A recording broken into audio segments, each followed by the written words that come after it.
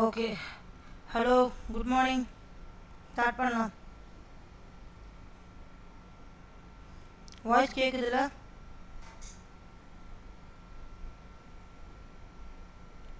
Hello. Okay. So இது லாஸ்ட்டாக நம்ம எங்கே முடித்தோம் பார்த்தீங்கன்னா, small share holders section 151 small share holders டேரக்டரில் முடித்தோம். ஃபஸ்ட்டு நம்ம நேற்று என்னென்ன பார்த்தோன்றது ஒரு ஸ்மால் கிளான்ஸ் பார்த்துடலாம். ஓகேங்களா? நேற்று வந்து நம்ம டேரக்டர்ஸ் ஆரம்பித்தோம். அதுக்கு முன்னாடி வந்து மெம்பர்ஸ் அண்ட் ஷேர் ஹோல்டர்ஸுக்கு உள்ள டிஃப்ரென்ஸ் பார்த்தோம். அதுக்கப்புறம் வை வி நீட் டேரக்டர்ஸ் பார்த்தோம். எதுக்கு வந்து டேரக்டர்ஸ் வேணும், கம்பெனியால் தானாக ரன் பண்ண முடியாதான்னு கேட்டிங்கன்னா, கம்பெனியோட டே டு டே அஃபேர்ஸை மேனேஜ் பண்ணுறது கண்டிப்பாக ஒரு பர்சன் வேணும். ஆனால் மெம்பர்ஸ்ன்னு பார்த்தீங்கன்னா ரொம்ப யூஜாக இருக்காங்க. அந்த சேம் டைம் ஓனர்ஷிப் வேறு மேனேஜ்மெண்ட் வேறுன்னு பேசியிருந்தோம். ஸோ ஓனர் வந்து மேனேஜ் பண்ண முடியாது. ஸோ மேனேஜ்மெண்ட்டுக்குன்னு ஒரு தனியால் நம்ம அப்பாயிண்ட் பண்ணி மேனேஜ் பண்ண வைக்கிறோம் கம்பெனியை. அவங்க தான் டேரக்டர்ஸ். ஸோ செக்ஷன் 149 சப்ஸ்டியூஷன் உள்ள ஸ்டாச்சுட்டரி ரெக்யர்மெண்ட், அதாவது மேண்டேட்டரியாக ஒரு கம்பெனின்னா இவ்வளோ மினிமம் நம்பர் ஆஃப் டேரக்டர்ஸ் இருக்கணும்னு செக்ஷன் 149 சப்செக்ஷன் 1ல் சொல்கிறாங்க. அதில் பப்ளிக் கம்பெனிக்கு மினிமம் 3 டேரக்டர்ஸ் இருக்கணும், ப்ரைவேட் கம்பெனிக்கு மினிமம் 2 டேரக்டர்ஸ் இருக்கணும், 1 பர்சன் கம்பெனிக்கு மினிமம் 1 டேரக்டர் இருக்கணும்னு சொல்கிறாங்க. அதுக்கப்புறம் பார்த்தீங்கன்னா, ஒரு கம்பெனியில் மேக்ஸிமம் எத்தனை நம்பர் ஆஃப் டேரக்டர்ஸ் அப்பாயிண்ட் பண்ணலான்னு பார்த்தீங்கன்னா 15 நம்பர் ஆஃப் டேரக்டர்ஸை அப்பாயிண்ட் பண்ணலாம் ஒரு கம்பெனியில். மோர் தேன் 15 அப்பாயிண்ட் பண்ணலாம். ஆனால் மோர் தேன் 15 அப்பாயிண்ட் பண்ணணும் அப்படின்னா ஸ்பெஷல் ரிசொல்யூஷன் பாஸ் பண்ணணும். ஸோ இந்த ஸ்பெஷல் ரிசொல்யூஷன்னா என்னன்னு புரிஞ்சுக்கிறதுக்கு நம்ம டைப்ஸ் ஆஃப் மீட்டிங்னா என்னன்னு புரிஞ்சுக்கிட்டோம் ஃபஸ்ட்டு. இதெல்லாம் நம்ம டீட்டெயில்டாக வந்து அதர் கம்பெனி ஆக்டில் பார்ப்போம். நான் நேற்று சொன்னேன், லைக் வந்து நம்மளுடைய கம்பெனி ஆக்ட் வந்து 2 டிவைடாக இருக்குது. டேரக்டர்ஸு, அதுக்கப்புறம் ஜென்ரல் கம்பெனிஸ் ஆக்ட்னு சொல்லிட்டு.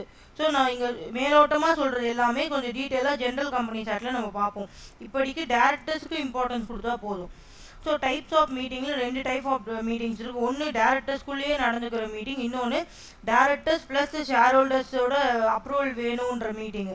ஸோ டேரக்டர்ஸ்குள்ளேயே நடந்துக்கிற மீட்டிங் பார்த்தீங்கன்னா board meeting, directors plus share holders meeting பார்த்தீங்கன்னா ஜென்ரல் மீட்டிங். போர்ட் மீட்டிங்கில் என்ன ரிசொல்யூஷன் பாஸ் பண்ணுவாங்க? Board resolution. ரிசொல்யூஷன்னா என்ன?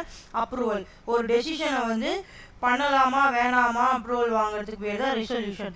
போர்டு ரிசொல்யூஷன்னா டேரக்டர்ஸ் மட்டும் அப்ரூவ் பண்ணால் போதும். ஜென்ரல் மீட்டிங்கில் 2 டைப் ஆஃப் ரிசொல்யூஷன் இருக்குது. Ordinary resolution, special resolution.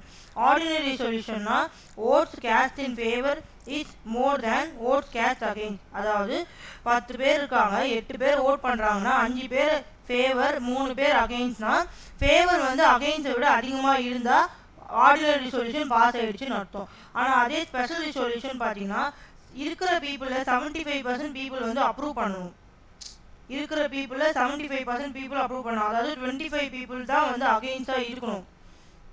அதாவது 25 × 3 வந்து பார்த்தீங்கன்னா 75%. இப்படி தான் அது கணக்கு. ஓகேவா?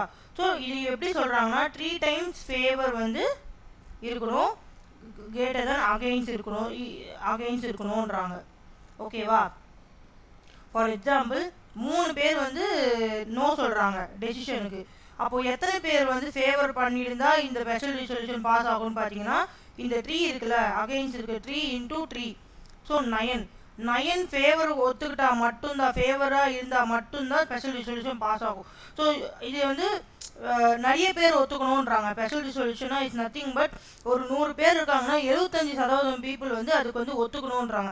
எதனால ஸ்பெஷல் ரிசொல்யூஷன் பார்த்தீங்கன்னா, அந்த ஏதாவது ஒரு இம்பார்ட்டன்ட் டெசிஷன்ஸ் எடுக்கிறோம், அதனால கம்பெனிக்கு நிறைய சேஞ்சஸ் நடக்குது, இம்ப்ரூவ்மெண்ட் நடக்குது அப்படின்னா அதுக்கு வந்து மெஜாரிட்டி ஆஃப் த பீப்புளோட அப்ரூவல் வேணும். அதனால தான் நம்ம ஸ்பெஷல் ரிசொல்யூஷன் பாஸ் பண்ணுறோம். மற்ற நார்மலாக நம்ம பண்ணுற விஷயத்துக்கெல்லாம் ஆர்டினரி ரிசொல்யூஷனே போதும். ஸோ அவ்வளோதான். தென் செக்ஷன் 153ல என்ன சொல்கிறாங்கன்னு பார்த்தீங்கன்னா, ஒரு பர்சன் டேரெக்டாக அப்பாயிண்ட் ஆகணும்னா அவருக்கு டின் இருக்கணும், டின் இல்லைன்னா அவர் அப்பாயிண்ட் ஆக முடியாதுன்னு சொல்கிறாங்க. Next டேரக்டரோட definition. டேரக்டரை வந்து எங்கே டிஃபைன் பண்ணியிருக்காங்கன்னா செக்ஷன் 2 clause 34. அங்கே என்ன சொல்கிறாங்க? Director appointed to the board of a கம்பெனின்னு சொல்கிறாங்க. ஸோ போர்ட் ஆஃப் எ கம்பெனினா என்ன? ஒரு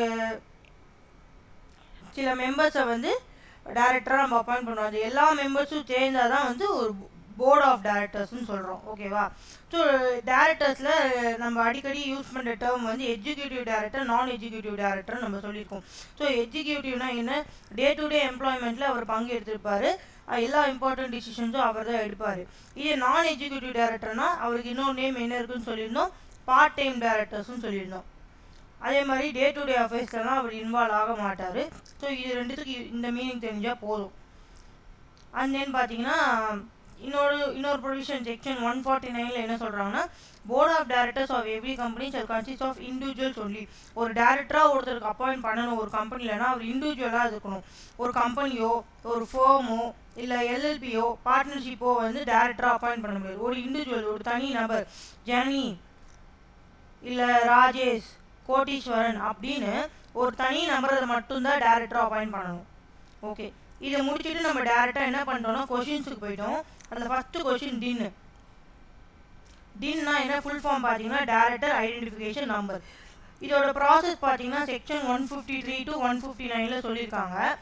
இதில் என்ன சொல்கிறாங்க, ஒரு individual intending to be appointed as director, அவர் வந்து டேரக்டராக அப்பாயிண்ட் ஆகணும்னு நினைக்கிறாரு. அதுக்கு வந்து அவருக்கு டீன் வேணும். அவர் என்ன பண்ணுவார்னா அப்ளிகேஷன் ஃபைல் பண்ணுவார். யாருக்கு? சென்ட்ரல் கவர்மெண்ட் என்ன பண்ணுவோம், வித்தின் 30 days அலாட் பண்ணிவிடும் இண்டிவிஜுவலுக்கு டீன். ஓகேவா? எந்த ஃபார்மில் வந்து நம்ம ஃபில் பண்ணணும், அந்த இண்டிவிஜுவல் வந்து என்ன ஃபார்ம் வந்து சென்ட்ரல் கவர்மெண்ட்டுக்கு ஃபைல் பண்ணணும்னு பார்த்தீங்கன்னா, எக்ஸிஸ்டிங் கம்பெனிங்கன்னா ஃபார்ம் டில்ட்ரி, நியூ கம்பெனினா INC 32. ஓகேங்களா? அண்ட் தென் அந்த ஃபார்மை பார்த்தீங்கன்னா அட்டஸ்டேஷன், CAO CMAO CSோட அட்டஸ்டேஷன் இருக்கும். அட்டஸ்டேஷன்னா சைன் இருக்கணும், CAவோட சைனு சீல் இருக்கணும். ஓகேவா? இன்னொரு விஷயம் பார்த்தீங்கன்னா DIN once allotted shall remain valid for the life time. டின்னுக்கு வேலிடிட்டிலாம் கிடையாது, லைக் 1 year 2 year வேலிடிட்டிலாம் கிடையாது. ஒன்ஸ் ஒரு பர்சனுக்கு டின் அலாட் பண்ணிட்டாங்கன்னா அது லைஃப் டைம் வேலிடிட்டி. அவருக்கு அலாட் பண்ண டின்னை வந்து வேற யாருக்கும் அலாட் பண்ண மாட்டாங்க. ஓகே, அதே மாதிரி ஒரு டின் வந்து அதாவது ஒரு டேரக்டர், ஒரு நபர், ஒரு இண்டிவிஜுவல் வந்து ஒரு டின் தான் வச்சுக்கணும், மோர் தேன் 1 வச்சுக்கக்கூடாது. அப்படி ஏதாவது மோர் தேன் 1 வச்சுருந்தா அது சரண்டர் பண்ணிடணும். சரண்டர்னா திருப்பி கொடுத்துடணும் சென்ட்ரல் கவர்மெண்ட்டுக்கு. என்கிட்ட ஆல்ரெடி ஒரு டின் இருக்குது, நான் தப்பாக 2வது டின் வாங்கி வச்சுருக்கேன், எனக்கு வேண்டாம் நீங்களே வச்சுக்கோங்க அப்படின்னு சொல்லிட்டு கொடுத்துடணும். ஓகே, அண்ட் தென் அந்த ஃபார்மில் ஏதாவது டிஃபெக்ட்னா மிஸ்டேக், இல்லை இந்த ஃபார்மை நீ நான் சரியாக ஃபில் பண்ணாமல் விட்டுருக்கலாம், நிறைய கொஷின் நிறைய பிளாங்காக இருக்குது அப்படின்னா சென்ட்ரல் கவர்மெண்ட் என்ன பண்ணுவாங்கன்னா இன்டிமேட் பண்ணுவாங்க. யார் ஃபைல் பண்ணாங்களோ அவங்களுக்கு ஜிமெயிலில் இன்டிமேட் பண்ணுவாங்க, இல்லைனா வெப்சைட்டில் போட்டு விட்ருவாங்க, இந்த மாதிரி இந்த நம்பர் வந்து அப்ளிகேஷன் வந்து இன்கம்ப்ளீட்டாக இருக்குது அப்படின்னு சொல்லிட்டு. ஸோ அப்படி போட்டு விட்டாங்கன்னா நீங்கள் வித்தின் 15 days என்ன வித்தின் 15 days கரெக்டான ஃபார்ம், அதாவது கரெக்டாக எல்லாத்தையும் ஃபில் பண்ணி எந்த ஒரு மிஸ்டேக்கும் இல்லாமல் எந்த ஒரு இன்கம்ப்ளீட் இல்லாமல் கரெக்டாக ஃபில் பண்ணி சென்ட்ரல் கவர்மெண்ட்டுக்கு நீங்கள் திருப்பி மெயில் போட்டுடணும். அப்படி போட்டுட்டீங்க அப்படின்னா உங்களுக்கு அப்ளிகேஷன் ஓகே ஆயிடும். அதுக்கப்புறம் உங்களுக்கு டின் அலாட் பண்ணிடுவாங்க. இல்லை நீங்கள் அந்த 15 days நீங்கள் பண்ணலை அப்படின்றப்போ உங்கள் அப்ளிகேஷன் ரிஜெக்ட் ஆகிடும். ஓகேங்களா? அண்ட் தென் இன்னொரு பாயிண்ட் என்னன்னா DIN allotted to before commencement of this act. அதாவது இப்போ இருக்கிறது நம்மளுக்கு 2013, இதுக்கு முன்னாடி என்ன இருந்தது 1956, இதுக்கு முன்னாடி என்னது 1882. ஸோ இந்த இயர்ஸில் நீங்கள் ஒரு வேலை டின் வாங்கியிருந்தாலும் அது நீங்கள் 2013 வாங்கின மாதிரி நாங்கள் கன்சிடர் பண்ணிக்கிறோம். ஆக மொத்தம் நீங்கள் டின் வாங்கியிருக்கணும் கம்பெனி சைட் பிரகாரம், அவ்வளோதான் சொல்கிறாங்க. ஸோ டின் வந்து இதுதான் 6 points. ஃபஸ்ட்டு கொஷின் முடிச்சிட்டோம். பாருங்க, டேரக்டர்ஸில் எல்லா கொஷினுமே இம்பார்ட்டண்ட்டு. நான் ஆல்ரெடி சொன்ன மாதிரி உங்களுக்கு 21 marks, ஒரு கொஷின் கூட நீங்கள் விடக்கூடாது. டெஃபினட்டாக எல்லா கொஷினும் நீங்கள் படிச்சிருக்கணும். அண்ட் தென் ஃபஸ்ட்டு என்ன பார்த்துருந்தோன்னா ஒரு கம்பெனியில் எத்தனை டேரக்டர்ஸ் அப்பாயிண்ட் பண்ணணும்னு பார்த்துருந்தோம். ஒரு கம்பெனியில் 15 டேரக்டர்ஸ் மேக்ஸிமம் அப்பாயிண்ட் பண்ணலாம். மோர் தேன் 15 வேணும்னா ஸ்பெஷல் ரெசல்யூஷன் பாஸ் பண்ணணும்னு சொல்லியிருந்தோம். இப்போது ஒரு இண்டிவிஜுவல் எத்தனை கம்பெனிக்கு டேரக்டர்ஸாக இருக்கலான்றது தான் கொஷின். ஸோ ஒரு individual at the same time 20 கம்பெனிஸுக்கு டேரக்டர்ஸாக இருக்கலாம், including alternate directorship, excluding dormant company.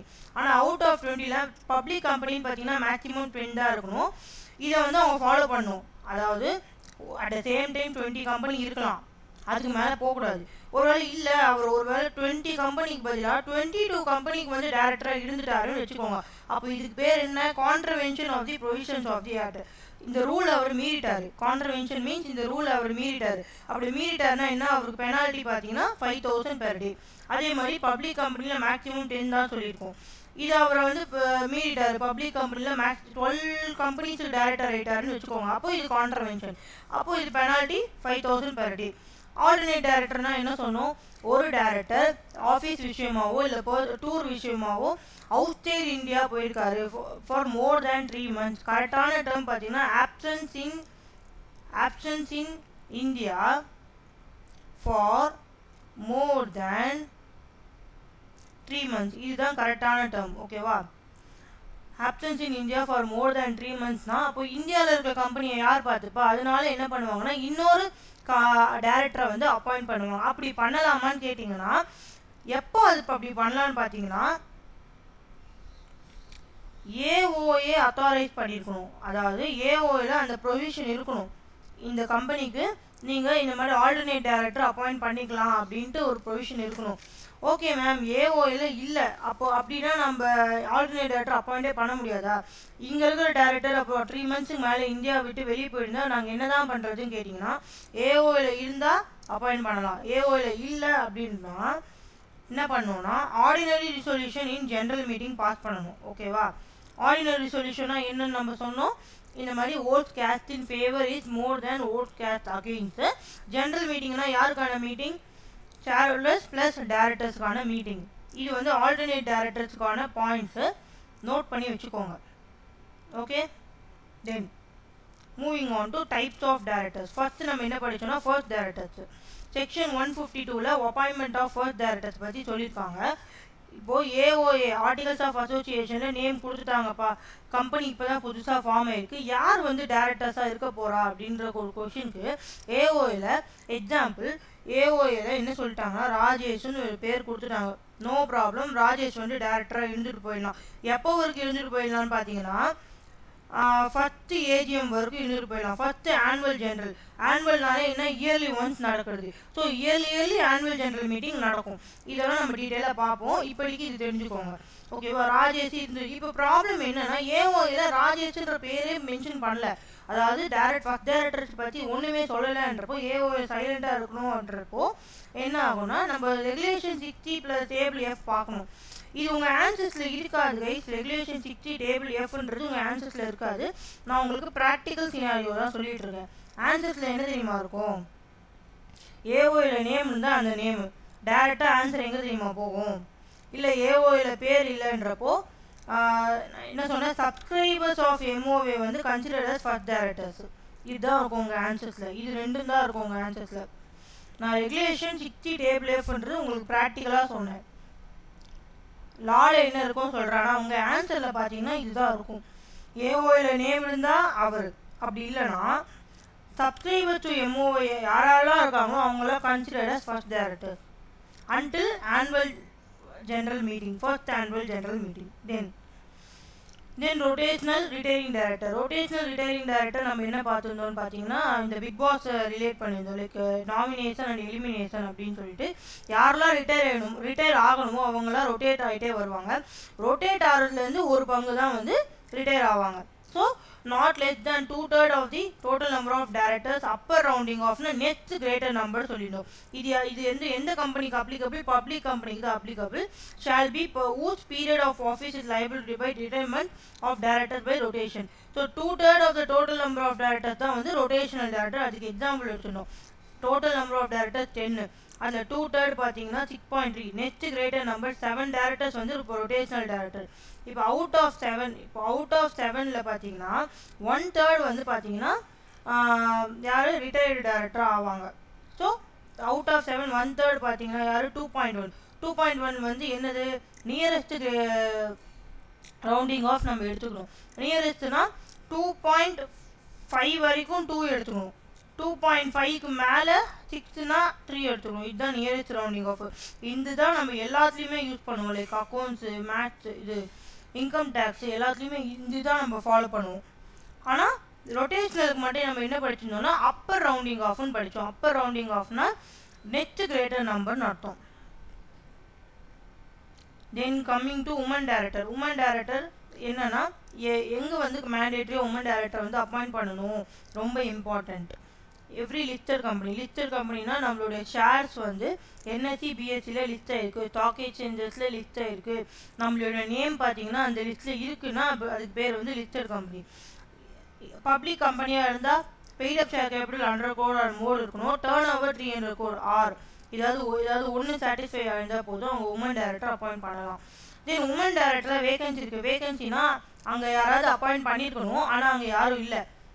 காலி பண்ணிட்டு போயிட்டாங்க. அந்த வேகன்சியை வந்து நிரப்பணும். யார் நிரப்புவான்னு பார்த்தீங்கன்னா board of directors நிரப்புவார்.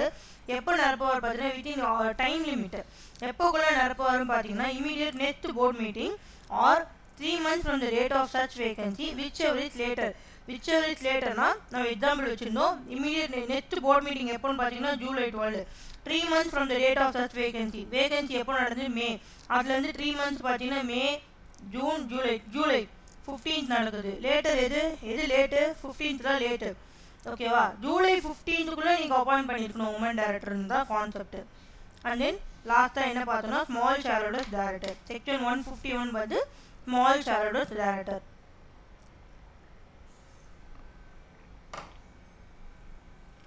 Small share holder டைரக்டர்னா என்னன்னு பார்த்தீங்கன்னா யாரெல்லாம் வந்து ஸ்மால் ஷேர் ஹோல்டர் சொல்லுவோன்னா அவங்களோட ஷேர்ஸ் வந்து அவங்க வாங்கியிருக்க ஷேர்ஸ் வந்து லெஸ் தேன் 20,000 தான் இருக்கணும். மோர் தேன் 20,000 இருக்கக்கூடாது. Less than two not more than 20,000 அப்போ தான் ஒரு ஸ்மால் ஷேர் ஹோல்டர். அப்பாயின்மெண்ட் எப்படி வந்து எதுக்கு வந்து first small share holder director appoint பண்ணணும்னு பார்த்தீங்கன்னா to take care of the small share holders. Okay, appointment யார் எப்படி அப்பாயிண்ட் பண்ணுவாங்க? 2 ways அப்பாயிண்ட் பண்ணுவாங்க. லிஸ்டட் கம்பெனி ஒன்று சுயோமோட்டோ ஆனிஸ் மோன் லிஸ்டட் கம்பெனியாக ஸ்டெப் எடுத்து அப்பாயிண்ட் பண்ணுவாங்க. இல்லை அப்படி பண்ணலை, சுயோமோட்டோவில் பண்ணலை அப்படின்றப்போ request by members. Request by மெம்பர்ஸ்னா at least 1000 small share holders or 1/10 of the total number such directors. இது ரெண்டுத்துல யாராவது ஒருத்தர் விச்செவர் இஸ் லோயர் ரெக்வஸ்ட் பண்ணியிருந்தா தான் வந்து அப்பாயிண்ட் பண்ணுவாங்க. அண்ட் தென் அப்படி அப்பாயிண்ட் பண்ணுற ஸ்மால் ஷேர் ஹோல்டர்ஸ் டைரக்டர்ஸோட டேர்ம்னா என்ன? எவ்வளோ வருஷம் அவர் டைரக்டராக இருப்பாருன்னு பார்த்தீங்கன்னா 3 years டைரக்டராக இருப்பார். அப்போ அவ்வளோதான். நான் 3 yearsக்கு அப்புறம் டைரக்டர் ஆக முடியாதான்னு கேட்டிங்கன்னா ஆகலாம். ஆனால் after cooling period of 3 years, அதாவது ஃபஸ்ட்டு ஒரு 3 years அப்பாயிண்ட் ஆகிறாரு, 3 years முடிஞ்சிடுச்சு, நெக்ஸ்ட்டு ஒரு 3 years அவர் வந்து லீவு ரெஸ்ட்டுன்னு வச்சுக்கோங்க, கூலிங் பீரியட், அவரால் வந்து டைரக்டராக ஆக முடியாது. இந்த நெக்ஸ்ட் 3 years முடிஞ்சிருச்சுன்னா அதுக்கப்புறம் அவர் ஃபார் நெக்ஸ்ட் 3 years அவர் அப்பாயிண்ட் ஆகலாம். ஃபார் எக்ஸாம்பிள் 19 to 21 19, 20, 21 வந்து அவர் டைரக்டராக அப்பாயிண்ட் ஆகிறாரு 3 yearsக்கு. ஓகேவா? ஆனால் 21 to 25 வந்து அவருக்கு ரெஸ்ட்டு, அவர் அப்பாயிண்ட் ஆகக்கூடாது இந்த இயருக்கு. ஆஃப்டர் 25 to 27 வேணால் அவர் அப்பாயிண்ட் ஆகலாம் திருப்பி. ஸோ ரீஅப்பாயின்மெண்ட் இருக்குது. ஆனால் ஒரு 3 years வந்து கூலிங் பீரியட் அவருக்கு, அதுதான் கூலிங் பீரியட். ரெஸ்ட் அவரால் அப்பாயிண்ட் ஆக முடியாது, ரீஅப்பாயின்மெண்ட் இருக்குது. ஓகே, இப்போ வரைக்கும் நேற்று சொன்னதெல்லாம் ஞாபகம் வந்துருச்சா? புரிஞ்சுதா எல்லாமே?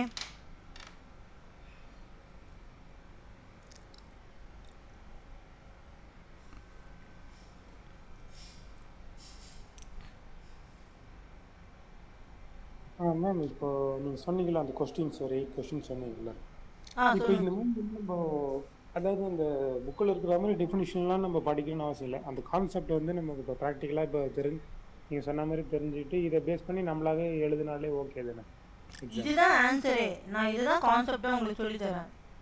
இதெல்லாமே கொஸ்டின் அண்ட் ஆன்சர் தான். ஏன்னா புக்கில் பார்த்தீங்கன்னா ரொம்ப ஒரு வைடாக அப்படியே ஒரு மாதிரி இருக்கு. இல்லை புக்கெலாம் வேண்டாம், நான் கொடுக்குற நோட்ஸு, நான் யூஸ் பண்ணுற நோட்ஸ் மட்டும் யூஸ் பண்ணுங்கள்.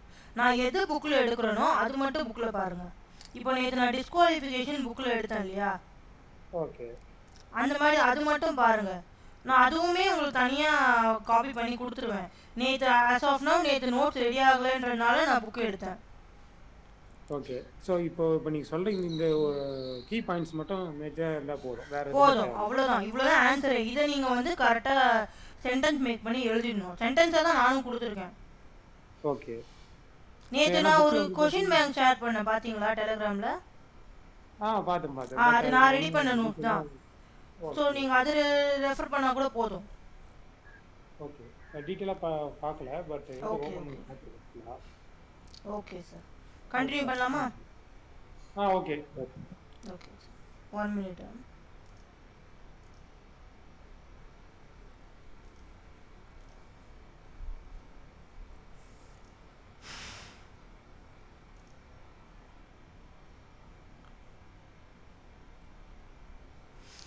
ஓகே, இப்போ நம்ம பார்த்தோம் இல்லைங்களா ஸ்மால் டைரக்டர்ஸு. அது கொஷின் இப்படி தான் கேட்பாங்க.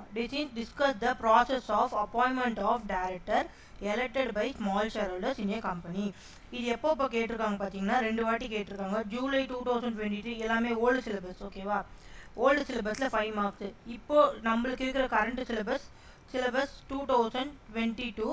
இதில் நல்லா ஞாபகம் வச்சுக்கோங்க, உங்களுக்கு ஒரு கொஷின் பார்த்தீங்கன்னா 7 மார்க்ஸு. ஓகேவா. ஸோ ஆனால் நான் என்ன சொன்னேன் நேற்று ஃபர்ஸ்ட் டே கிளாஸில் சொல்லியிருப்பேன், யாரெல்லாம் அட்டன் பண்ணியிருந்தீங்களோ அவங்களுக்கு ஞாபகம் இருந்திருக்கும். லைக் ஒரு கொஷின் நீங்கள் எடுத்துக்கிட்டிங்கன்னா அதில் ஏ பி இருக்கும். ஏ வந்து 7 மார்க்ஸ், பி வந்து 7 மார்க்ஸ். ஸோ நீங்கள் ஒரு கொஷின் அட்டன் பண்ணிட்டீங்கன்னா ரெண்டுமே அட்டன் பண்ணணும், 14 மார்க்ஸ் அட்டன் பண்ணணும். ஸோ உங்கள் நியூ சிலபஸில் எல்லாமே 7 மார்க்ஸ் தான் இருக்கும், 5 மார்க்ஸ்லாம் இல்லை. இது வந்து நான் அப்போ எவ்வளோ கேட்டிருந்தாங்களோ அந்த மார்க்ஸ் தான் கொடுத்துருக்கேன். ஓகே, இப்படி கொடுத்துருக்காங்க. இப்போ நம்ம படித்த பாயிண்ட்ஸை இங்கே ரிலேட் பண்ணுங்கள். நம்ம என்ன சொல்லியிருந்தோம், ஃபஸ்ட்டு ஸ்மால் ஷேர் ஹோல்டர்னா என்னன்னு பார்த்தோம். யார் அவர், நாட் மோர் தேன் 20,000 இருக்கணும் அப்படின்னு சொன்னோமா. எதில் சொல்லியிருக்காங்க, செக்ஷன் 151. ஞாபகம் தான் வச்சுக்கோங்க, இல்லைனா விட்டுருங்க. ஓகேவா, தப்பான செக்ஷன் மட்டும் எழுதிடாதீங்க. நான் அகைன் அண்ட் அகைன் சொல்கிறேன், செக்ஷன் எழுதணுன்றது மேண்டேட்ரி கிடையாது. ஓகேவா, மேண்டேட்ரி கிடையாதுன்னா ரொம்பலாம் உங்களுக்கு மார்க் குறைஞ்சிடாது, ஒரு அரை மார்க் 1 மார்க் போனால் போட்டோம். ஆனால் நீங்கள் தப்பாக எழுதுனீங்கன்னா உங்களுக்கு ஆன்சரே தப்பாகிடும். நீங்கள் ஒருவேளை இந்த செக்ஷன் 151க்கு 149 எழுதி ஸ்டார்ட் பண்ணிட்டீங்க, இந்த எல்லா ஆன்சருமே கரெக்டு, ஆனால் இது மட்டும் தப்புன்னா உங்களுக்கு 7 மார்க்கில் 1 மார்க் கூட கிடைக்க சான்ஸ் இருக்காது. மேபி 2 மார்க்ஸ் போடலாம், அதுவும் அவங்க போட்டால் தான் உண்டு. அதனால தான் சொல்கிறேன், இதே நீங்கள் செக்ஷன் நம்பர் எழுதினாலும் நீங்கள் இதெல்லாம் கரெக்டாக எழுதிட்டிங்கன்னா 7 மார்க்ஸ் உங்களுக்கு 5 to 6 மார்க்ஸ் கிடைக்கும். ஓகேவா. ஸோ நம்ம இங்கே பார்த்ததையே இங்கே ஆன்சர்ஸில் எப்படி ப்ரெசென்ட் பண்ணுறோம். இப்போ நீங்கள் கேட்டிங்களா சார், நம்ம பார்த்து தான் சார் இது, ஆனால் நம்ம இது இப்படி சென்டென்ஸாக எழுதணும், அவ்வளோதான். ஸோ நாட் மோர் தேன் 20,000 ஒரு பாயிண்ட் வந்துடுச்சு, செக்ஷன் 151 ஒரு பாயிண்ட் வந்துடுச்சு. அண்ட் தென் பார்த்தீங்கன்னா ஒரு லிஸ்டட் கம்பெனி 1 டைரக்டர் எலெக்ட் பண்ணலான்னு போட்டிருக்கு.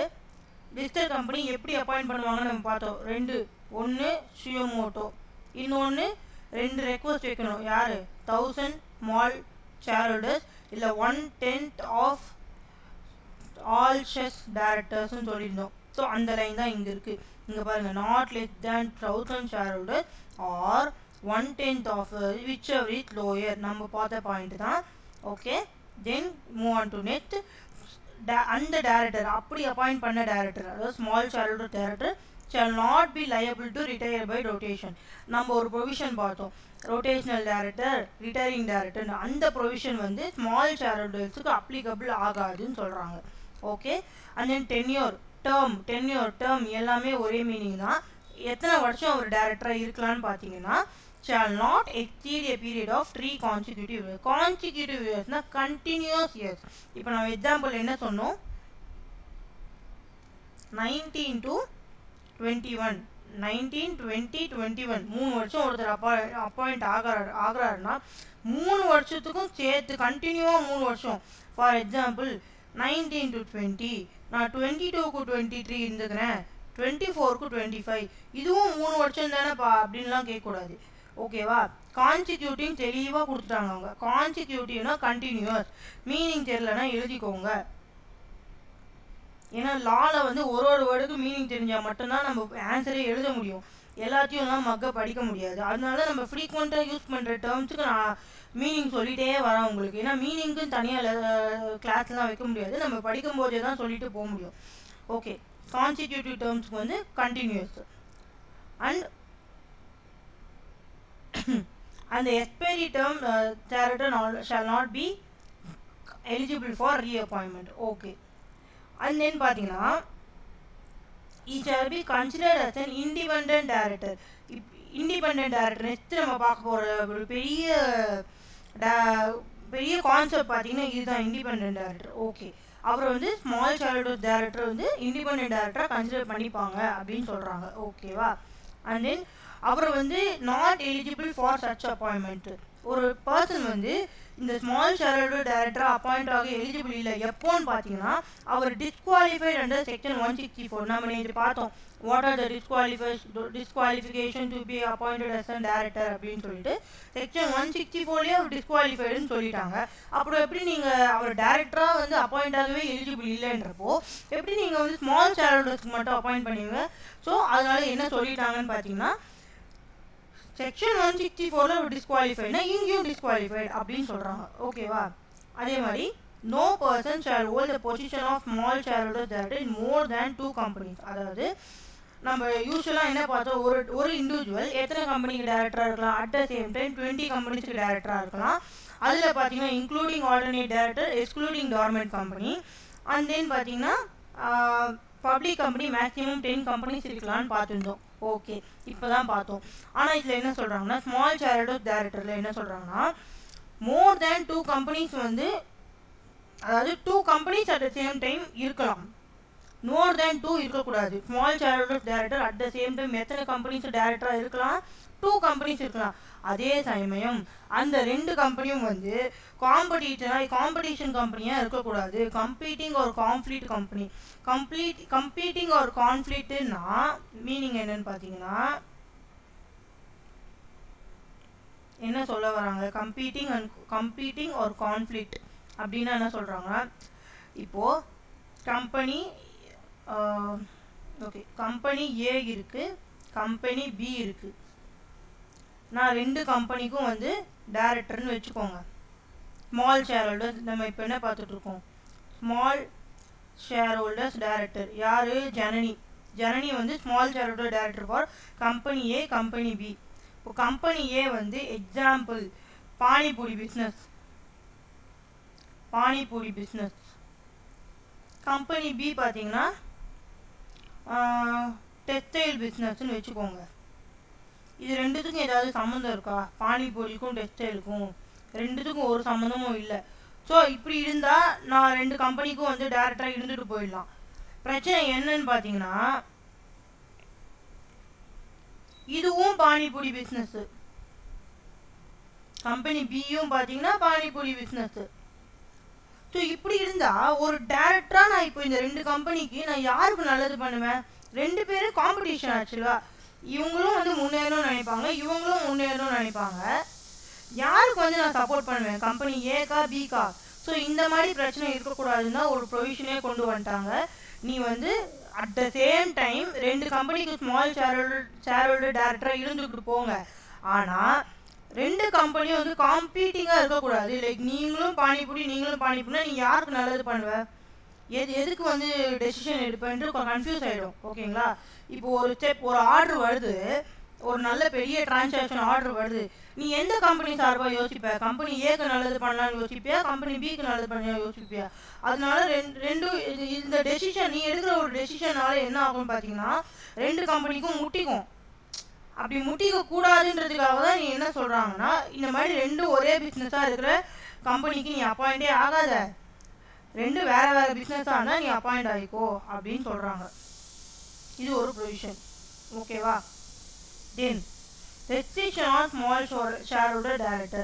Okay, the small shareholder director shall not for a period of 3 years from the date on which he is hold office as a small shareholder director company be appointed in associated in other capacity. இதுதான் நம்ம சொன்னோம். இது ஒன்றும் இல்லை, cooling period நம்ம படித்தோம் பார்த்தீங்களா. Cooling period once நீ வந்து ஒரு 3 இயர்ஸ் அப்பாயிண்ட் ஆகிட்ட அப்படின்னா அடுத்த 3 வருஷத்துக்கு நீங்கள் வந்து கம்பெனிக்கிட்ட எந்த ஒரு சம்மந்தமும் வச்சுருக்கக்கூடாது. வந்துட்டு போகிறதா இருக்கட்டும், இல்லை எம்ப்ளாயீஸ் கிட்ட பேசுகிறதா இருக்கட்டும், ஆஃபீஸில் என்ன நடக்குதுன்னு எதுவுமே நீ கண்டுக்கூடாது. 3 இயர்ஸ் நீ டேரக்டராக இருந்துட்ட, நெக்ஸ்ட் 3 இயர்ஸ் இதுதான் வந்து cooling period. Okay okay small shareholder director எப்படி ஆன்சர் எழுதணும் சொல்லுங்கள். இப்போ இந்த கூலிங் பீரியட் சொன்னீங்கல்ல, இப்போ இது வந்து பார்த்தீங்கன்னா அந்த ஏ கம்பெனி, ஃபார் எக்ஸாம்பிள் ஏ கம்பெனியில் 3 கன்சிக்யூட்டிவ் இயர்ஸ் வந்து இருக்கேன், நெக்ஸ்ட் கன்சிக்யூட்டிவ் 3 இயர்ஸ்க்கு கூலிங் பீரியடாக கன்சிடர் பண்ணுவாங்க, கரெக்டுங்களா? அகெயின் நான் வந்து அந்த கூலிங் பீரியட் முடிஞ்சதுக்கப்புறம் அகெயின் நான் வந்து அப்பாயிண்ட் ஆகிக்கலாம். இல்லை சாரி, நான் அது வந்து மாற்றி சொல்லிட்டேன். இல்லை என்ன சொல்லிட்டாங்கன்னா shall not be eligible for ரீஅப்பாயின்மெண்ட்டு போட்டாங்க. அதே டேரக்டர் அப்பாயிண்ட் பண்ண முடியாது, வேறு கம்பெனியில் நீ வந்து அப்பாயிண்ட் ஆகிக்கலாம். ஓகே, ஒரு கம்பெனி எடுத்தா ஸ்மால் ஷேர் ஹோல்டரா 3 வருஷம் தான் ஒர்க் பண்ணணும், 3 வருஷம் தான் இருக்க முடியும். அது ஒன் டைம்னா 3 வருஷம் தான் இருக்க முடியும். ஆமாம், எலிஜிபிள் ரொட்டேஷனாகவும் அவர் எலிஜிபிள் ஆக மாட்டார், ரீஅப்பாயின்மெண்ட்டுக்கும் எலிஜிபிள் ஆக மாட்டார். அதே சமயம் நீங்கள் ஒன்ஸ் இருந்துட்டீங்கன்னா நெக்ஸ்ட் 3 இயர்ஸ்க்கு நீங்கள் கம்பெனிக்கும் உங்களுக்கு எந்த சம்மந்தமும் இருக்கக்கூடாது. ஓகே, பட் ஆனால் 3 இயர் முடிஞ்ச உடனே வேறு கம்பெனியில் போய் அப்பாயிண்ட் ஆகிக்கலாம் ஸ்மால் ஷேர் ம் ஹோல்டர். அது பண்ணிக்கலாம். ஓகே. பட் ஆனால் வந்து இந்த ஸ்மால் ஷேர் ஹோல்டர் வந்து ஃபுல் டைம் ஷேர் ஹோல்டராக ஆக முடியும். Small 3 share years holder full time டைரக்டராவா? அதுவும் இருக்கலாம். ஆனால் ஸ்மால் ஷேர் ஹோல்டர் வந்து ரெண்டு கம்பெனிக்கு தான் இருக்க முடியும். இல்லை ஸ்மால் ஷேர் ஹோல்டர் வந்து 3 இயர்ஸ் முடிஞ்சதுக்கு அப்புறம் சொல்கிறேன். அகைன் வந்து அதெல்லாம் ஆகலாம் சார். அதுக்கெல்லாம் ப்ரொவிஷன் ஒன்றும் இல்லை. நம்ம ப்ரொவிஷன் இருக்கிறது தான் படிக்க போகிறோம். ஓகேங்களா? ஓகே. அப்புறம் மேலே வேற ஒரு பாயிண்ட் ஒன்று சொன்னீங்களே, செக்ஷன் 164 அப்படின்னு சொல்லிட்டு. செக்ஷன் 164 ஆமாம். நார்மலாக டைரக்டராக அப்பாயிண்ட் ஆகவே அவருக்கு தகுதி இல்லைன்னா ஸ்மால் ஷேர் ஹோல்டராக அப்பாயிண்ட் ஆக முடியாது. அப்போ நீங்கள் சொல்கிறது என்ன, நார்மல் டைரக்டர் அவருக்கு எலிஜிபிள் தான் சொல்கிறேன். புரியுதா? இல்லை அது ஃபார் எக்ஸாம்பிள் ஒரே கம்பெனி 3 இயர்ஸ் வந்து ஸ்மால் ஷேர் ஹோல்டராக இருந்துட்டாரு. ஓகே. அந்த பீரியட் முடிஞ்சதுக்கு அப்புறம் வந்து அவரால் அது ஸ்மால் ஷேர் ஹோல்டராக கண்டினியூ பண்ண முடியாது பை ரொட்டேஷன் ரீஅப்பாயின்மெண்ட். பட் ஆனால் நார்மல் டைரக்டராக வந்து கண்டினியூ பண்ண முடியுமா? அது ப்ரொவிஷன் கண்டிப்பாக ஆக்சுவலி கண்டினியூ பண்ணலாம். அதுக்கு ஒரு ப்ரொவிஷனும் இல்லை. கண்டினியூ பண்ணக்கூடாதுலாம் இல்லை. ஓகே. நார்மல் ஷேர் ஹோல்டராக கண்டினியூ பண்ணிக்கலாம். பட் ஆனால் ஸ்மால் ஷேர் ஹோல்டராக கண்டினியூ பண்ண முடியாது. ஆமாம், நார்மல் டைரக்டராக வந்து இருந்துட்டு போகலாம். ஓகே. நம்ம இதில் எலிஜிபிலிட்டி என்ன வச்சுருக்கோம், அவர் வந்து டிஸ்குவாலிஃபை ஆகக்கூடாதுன்னா அவர் அந்த டேரக்டராக எலிஜிபிளாக இருக்கணும்ல. நார்மலாக டேரக்டராக எலிஜிபிளாக இருக்கணும்ல. அதனால அது ஒரு பிரச்சனை கிடையாது. இப்போ இந்த ஆன்சர் எப்படி ப்ரெசென்ட் பண்ணணும் புரியுதா? நம்ம அங்கே பார்த்ததும் இங்கே அதே தான் நம்ம கொண்டு வரோம். ஆனால் சென்டென்ஸ் எப்படி வருது புரியுதா எல்லாருக்கும்?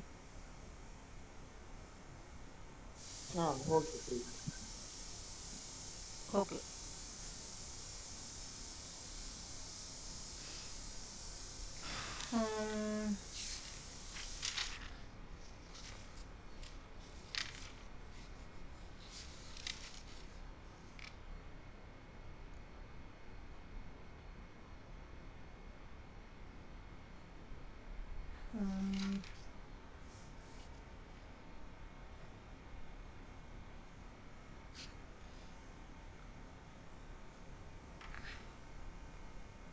ஓகே.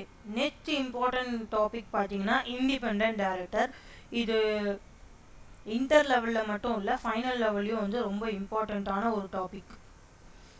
இது கொஞ்சம் லென்த்தியாக போகும். ஆனால் நீங்கள் சில விஷயம் ஞாபகம் வச்சுக்கிட்டா சென்டென்ஸ் மேக் பண்ணிடலாம். ஓகேவா? ஓகே. இண்டிபெண்டன்ட் டைரக்டரும் ஒரு டைப் ஆஃப் டைரக்டர் தான்.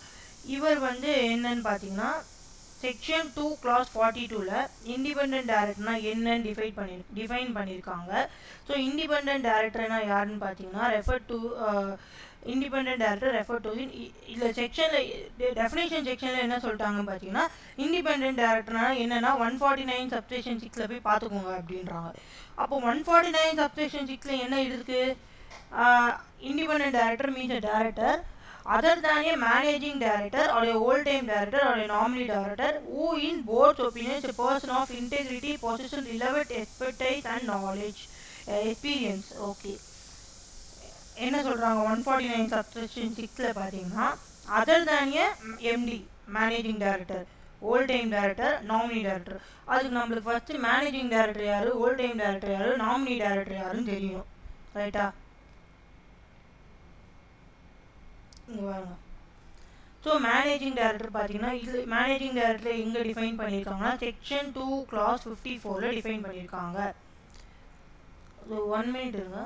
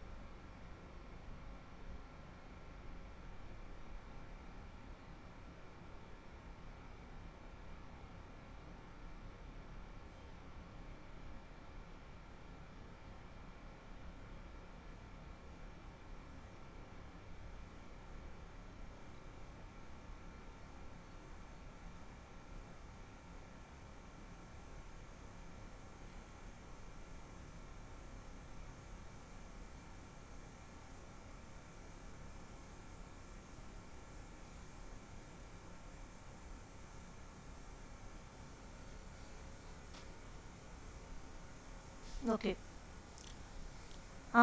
ஹலோ சந்திரன் சார், நீங்கள் கேட்டிங்கல்ல, சொல்லுங்க. லைக் வந்து இப்போது ஸ்மால் ஷேரோட டேரக்டர் வந்து ரீஅப்பாயிண்ட் ஆக முடியாது, அது ஃபஸ்ட்டு பாயிண்ட். ஓகேங்களா? அவர் வந்து நார்மல் டேரக்டராக வந்து அப்பாயிண்ட் ஆகலாம், ஆனால் ஓல்ட் டைம் டேரக்டராக அப்பாயிண்ட் ஆகக்கூடாது.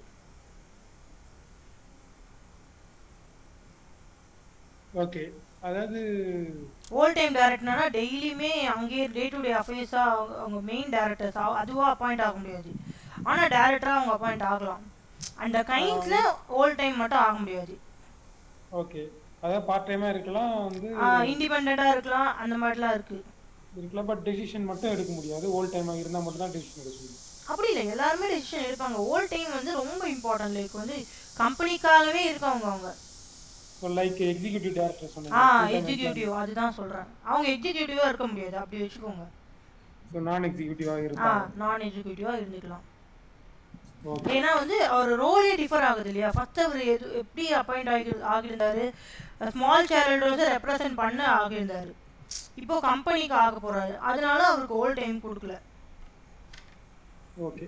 எதனால கேட்டேன்னா, ஆக்சுவலாக இப்போ ஃபார் எக்ஸாம்பிள் நம்மளே ஒரு கம்பெனியில் ஒரு 3 இயர்ஸ் ஒர்க் பண்ணுறோம். ஆக்சுவலாக ஸோ அந்த 3 இயர்ஸ்ல தான் வந்து நம்ம ஃபுல்லாக லேர்ன் பண்ணி ஒரு ஸ்டேஜ் வருவோம். பட் அந்த மாதிரி இருக்கும்போது வந்து கம்பெனி வந்து மோஸ்ட்லி விட மாட்டாங்க. ஸோ வந்து ரீடைன் பண்ணி வச்சுருப்பாங்க. அந்த மாதிரி வந்து ஒரு 3 இயர்ஸ் இருக்கிறாருன்னா 3 இயர்ஸில் வந்து லேர்ன் பண்ணி எல்லாம் எடுத்துகிட்டு ஒரு ப்ரொசீஜர்ஸ் எடுத்துகிட்டு வந்திருப்பாரு. ஸோ அப்போ இருக்கும்போது ஒரு எலிஜிபிள் இல்லை அனதர் சப்சிக்வெண்ட் இயர்ஸ் அப்படிங்கும் போது அது அவருக்கும் லாஸ் தான், கம்பெனிக்கும் லாஸ் தான். ஸோ அந்த மாதிரி டைமில் தான் நான் கேட்டேன், இந்த மாதிரி ஏதாவது ப்ரொவிஷன்ஸ் இருக்காது.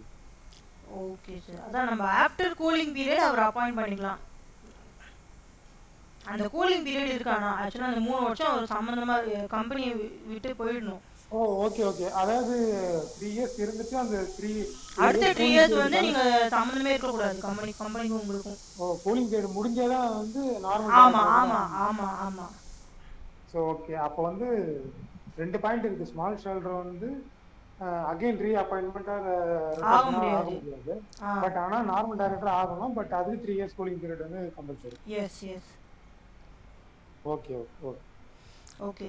இப்போ நம்ம ஃபஸ்ட்டு என்ன பார்த்துட்டு இருந்தோம்னு பார்த்தீங்கன்னா, இண்டிபெண்டன்ட் டேரக்டர் டெஃபினிஷனில் என்ன சொல்லியிருந்தாங்க, இந்த மாதிரி வந்து 2/42 என்ன சொல்லியிருக்காங்கன்னா, 149 சப்செக்ஷன் 6 போய் பாருங்கன்னு சொல்லியிருக்காங்க. ஸோ 149 சப்செக்ஷன் 6 போய் நம்ம பார்த்தா என்ன இருக்குன்னா, other than a managing director, whole time director, nominee director who in board's opinion is a person of integrity possess relevant expertise. இன்டெகிரிட்டினா ஒன்றும் இல்லை, அவருக்கு அது தகுதியான ஒரு பொசிஷன், அவரால் வந்து இந்த பொசிஷனை வந்து டேக்கிள் பண்ண முடியும், அவருக்கு நாலேஜ் இருக்குது, எக்ஸ்பீரியன்ஸ் இருக்குது, நிறைய ஸ்கில்ஸ் இருக்குது அவருக்கு அப்படின்னு சொல்லிட்டு நம்ம நம்புகிறோம். அதுதான் integrity and possess relevant expertise and experience. Okay, இது நம்ம தெரிஞ்சுக்க தான் நம்ம என்ன பார்த்தோம்னா, ஃபஸ்ட்டு மேனேஜிங் டைரக்டர்னா என்னன்னு பார்க்கலாம் அப்படின்னு பார்த்தோமா.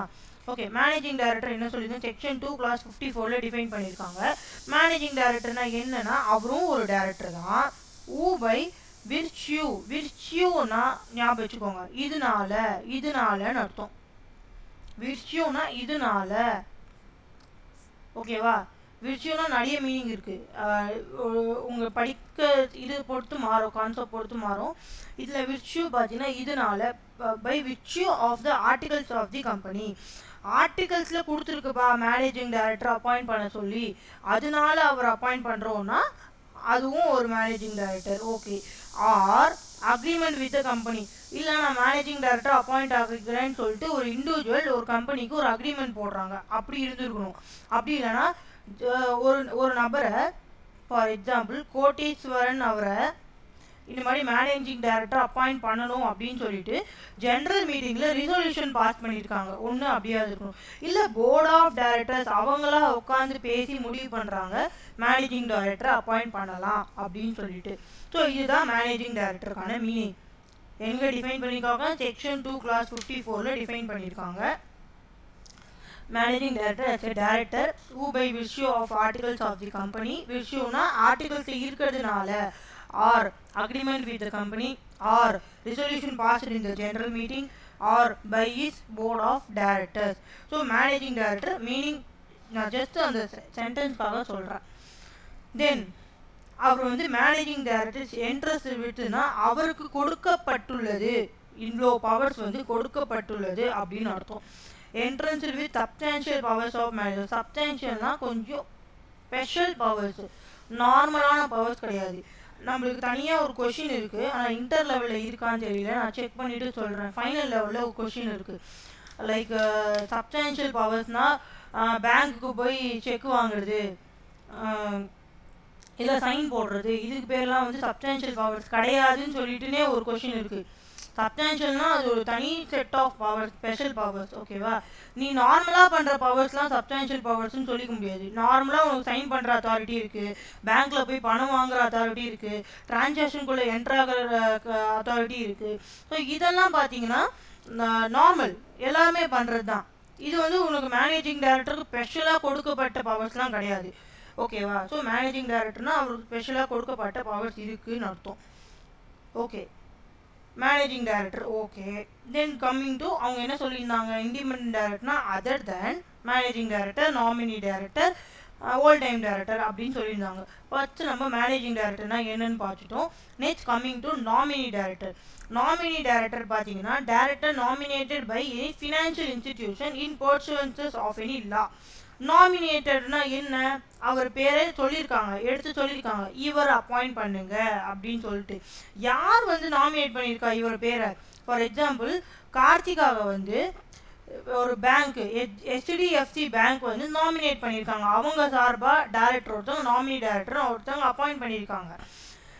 HDFC bank financial institution is nothing but banks. Finance கொடுக்குற எல்லா இன்ஸ்டிடியூஷனும் வந்து ஃபினான்ஷியல் இன்ஸ்டிடியூஷன் சொல்லுவோம். நம்மளுக்கு லோன்ஸ் கிடைக்கிற எல்லா இடமும், பணம் கிடைக்கிற எல்லா இடமும் தான் financial institution. That also includes banks. ஓகேவா? So bank or financial institution ஒரு நபரை நாமினேட் பண்ணுறாங்க, அவர் பேர் தான் நாமினி டைரக்டர். இதில் வந்து யுக கார்த்திகாவை வந்து நாமினேட் பண்ணுறாங்க. ஸோ அவங்க வந்து நாமினேட் டைரக்டராக இருப்பாங்க. இன்னொன்று என்ன டைரக்டர் சொல்லியிருந்தாங்கன்னு பார்த்தீங்கன்னா whole time director. Whole time டைரக்டர்னா நேற்றே நம்ம பார்த்தோம், இன்வால்வ் இந்த day to day affairs of the company, அவங்க தான் main directors. Okay, so independent டைரக்டர்னா நம்ம ஃபஸ்ட்டு படித்த பாயிண்ட் என்ன, other than managing director, whole time director, nominee director. Boards வந்து நம்புகிறாங்க, போர்ட் ஆஃப் டைரக்டர்ஸ் நம்புகிறாங்க இந்த மாதிரி அவர் வந்து இவ்வளோ knowledge, integrity, process, relevant, expertise and experience, போர்ட்ஸோட ஒப்பீனியன் அவர் நம்புகிறாங்க. போர்டு வந்து ஒரு நம்புகிறாங்க, இந்த தனி நபர் யுக கார்த்திகான்றவங்க வந்து இவ்வளோ நாலேஜும் இருக்காங்க அப்படின்னு சொல்லிட்டு. Then she will be appointed as an independent director. இதுதான் ஃபஸ்ட்டு பாயிண்ட்டுங்க. இல்லை நீங்கள் ஞாபகம் வச்சுக்க வேண்டியது. சொல்லுங்கள். இப்போ நாமினி டைரக்டரில் சொன்னீங்க பார்த்தீங்களா? ஆமாம். அதாவது வந்து nominated by the financial institution அப்படின்ட்டு அது வந்து ஒன்லி ஃபார் ஃபினான்ஷியல் இன்ஸ்டிடியூஷன் மட்டும்தானா, இல்லை other then financial institution? Only financial institution including banks, அவங்க தான் வந்து நாமினேட் பண்ணணும் அவங்க சார்பா. இல்லை எக்ஸாம்பிள் பார்த்தீங்கன்னா இப்போ டாடா கன்சல்டன்ட் TCS கம்பெனி இருக்கும், அவங்க வந்து இந்த மாதிரி நாமினி டைரக்டர் அப்பாயிண்ட் பண்ண முடியுமா? புரியல. TCS இப்போ ஃபினான்ஷியல் இன்ஸ்டிடியூஷன்னா HDFC பேங்க், ICICI பேங்க்லாம் சொல்றீங்க, அவங்க வந்து பேங்க் நான் எக்ஸாம்பிள் சொல்றேன். ஃபினான்ஷியல் இன்ஸ்டிடியூஷன் பேங்க்ஸ் மட்டும் கிடையாதுங்க, நிறைய இருக்கு. ஓகே இல்ல புரியுது. இப்போ டாடா கன்சல்டன்சின்றது ஒரு IT செக்டர். ஃபினான்ஸ் செக்டர் அது அவங்க மெயின் ஜாப் என்ன, ஃபினான்ஸ் கொடுக்கறதா? இப்போ டாடா கன்சல்டன்சில போய் நீங்க போய் லோன் கேட்டா கொடுப்பாங்களா? அதான் கேக்குறேன். இப்போ என்னன்னா TCSல அந்த மாதிரி நாமினேஷன் டைரக்டர்லாம் இல்ல ஆக்சுவலா இருக்கா? TCSக்கு ஒரு financial institution nominee director appoint பண்ணுவாங்க, நாமினி டைரக்டர் கொடுப்பாங்க. TCS வந்து நாமினி டைரக்டர் அப்பாயிண்ட் பண்ண முடியாது. புரியுதா நான் சொல்றது? TCSக்கு வேணா ஒரு ஃபினான்ஷியல் இன்ஸ்டிடியூஷன் நாமினேட் பண்ணலாம். ஓகே, அது எப்படி? அது எனக்கு ஒன்றும் புரியல. அது ஏதோ ஒரு எக்ஸாம்பிள் மாதிரி சொல்லுங்க. அப்போ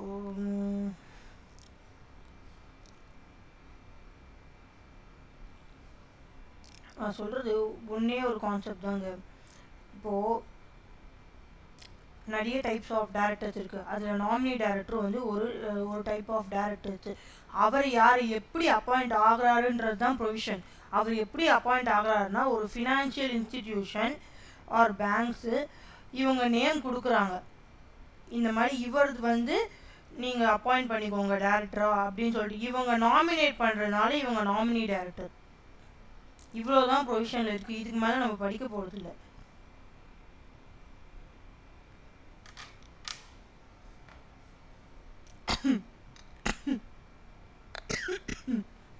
இது 1 மினிட்.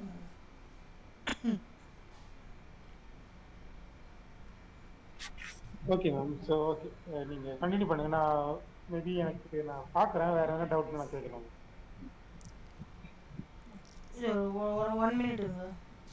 ஓகே.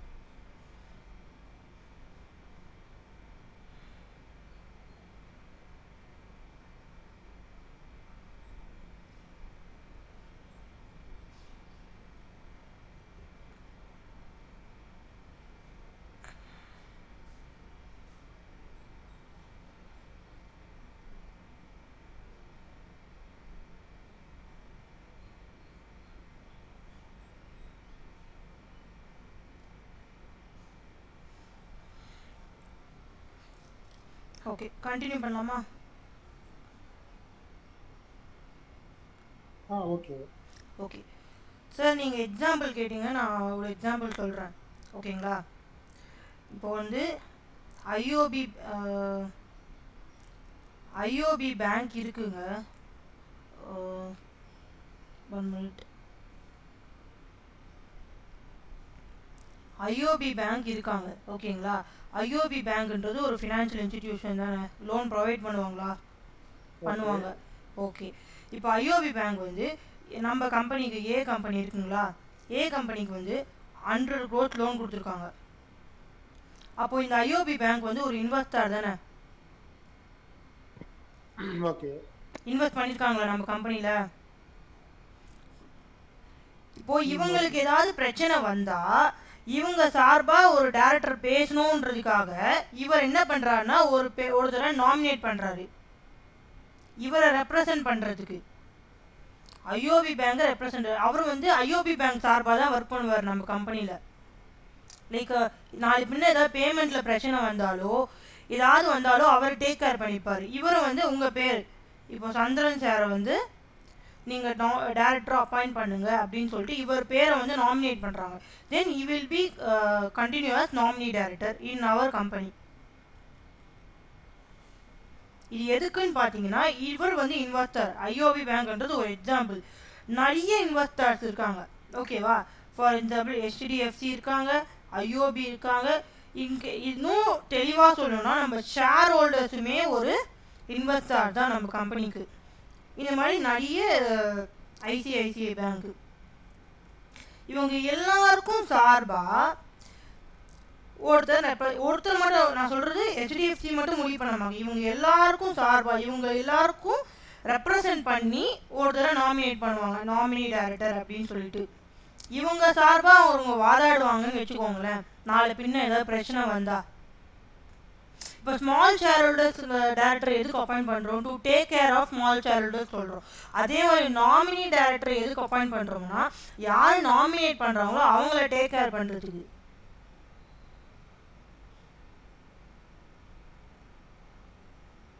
Hello ma'am. சொல்லுங்க. லோனா இன்வெஸ்ட்மெண்ட்டா மேடம்? ஹெச்டிஎஃப்சி ஃபினான்ஷியல் இன்ஸ்டியூட் அவங்க லோன் தருவாங்களா, இன்வெஸ்ட் பண்ணுவாங்களா? லோன் தான். அவங்க இன்வெஸ்டர்ஸா நான் கன்சிடர் தான் பண்ண சொல்றேன். Okay okay. அவங்களுக்கு சார்பா ஒருத்தர் அப்பாயிண்ட் பண்றாங்க, அதுதான் சொல்றேன்.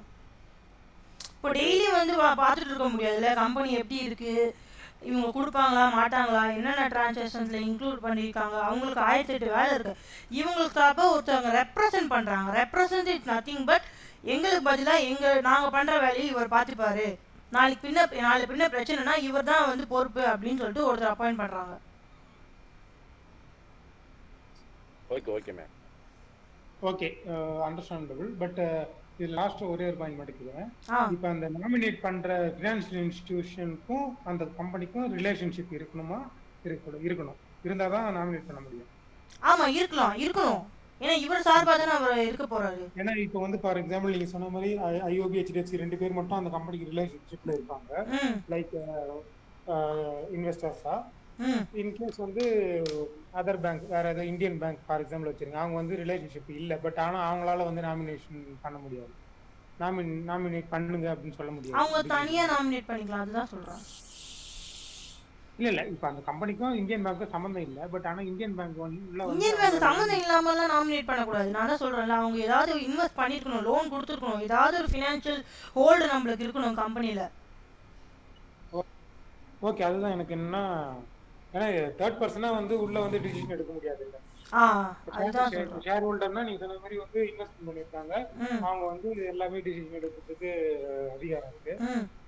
அந்த கம்பெனிக்கும் அதாவது எந்த ஒரு இது பண்றதா இருந்தாலும் வந்து கம்பெனில வந்து அவங்க வந்து ஒரு இன்வெஸ்டர்ஸா இருக்கணும் அட்லீஸ்ட். ஆமாம் சார். ஓகே ஓகே, அதுதான் ஒரே ஒரு பாயிண்ட் தான். லைக் வந்து இப்போ ஸ்மால் ஷேர் ஹோல்டர்ஸ் டேரக்டர் எதுக்கு அப்பாயின் பண்ணுறோம், to take care of small share holders. அந்த மாதிரி நாமினேட் டேரக்டர் வந்து to take care of affairs of the financial institution. அவங்க சார்பாக இங்கே அப்பாயிண்ட் ஆயிருக்காங்க, அவ்வளோதான். இதுக்கு நம்ம டீட்டெயிலாக ஒரு ப்ரொவிஷனும் இல்லை. ஓகே ஓகே, நான் இதுதான் உங்களுக்கு நான் அனுப்பி விட்றேன். இல்லை ஓகே. இந்த நாமினி டைரக்டர்ன்றது நமக்கு ஃபர்தரா வந்து நம்ம அடுத்தடுத்த லெவல் போகும்போது ஏதாவது லிங்க் ஆகி வருமா, இல்லை இதோட இவ்வளோதான்? அது ஒரு லைன் தான் நான் பார்த்த வரைக்குமே. நம்ம வந்து அந்த ஃபினான்ஷியல் இன்ஸ்டிடியூஷனால அப்பாயிண்ட் ஆகிறாங்க, அவ்வளோதான் நான் பார்த்துருக்கேன்.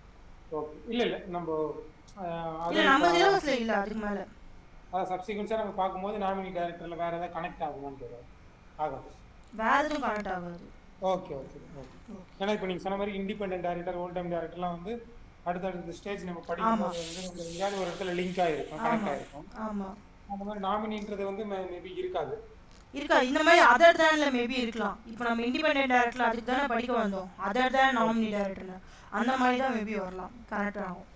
பட் ஆனால் இது நாமினி டைரக்டர்னா இதுதான் கான்செப்டே, இதுதான் concept. Okay okay okay sir. Okay, so இண்டிபெண்ட்னாலே ஒரு இந்த டேர்ம்லேருந்து என்ன தெரியுதுன்னா, அவர் வந்து ஒரு தனி நபர், அவருக்கும் கம்பெனிக்கும் சம்மந்தம் இருக்கக்கூடாது, டிபெண்ட்டாக இருக்கக்கூடாது. லைக் வந்து ஃபார் எக்ஸாம்பிள் இண்டிபெண்ட் டைரக்டர்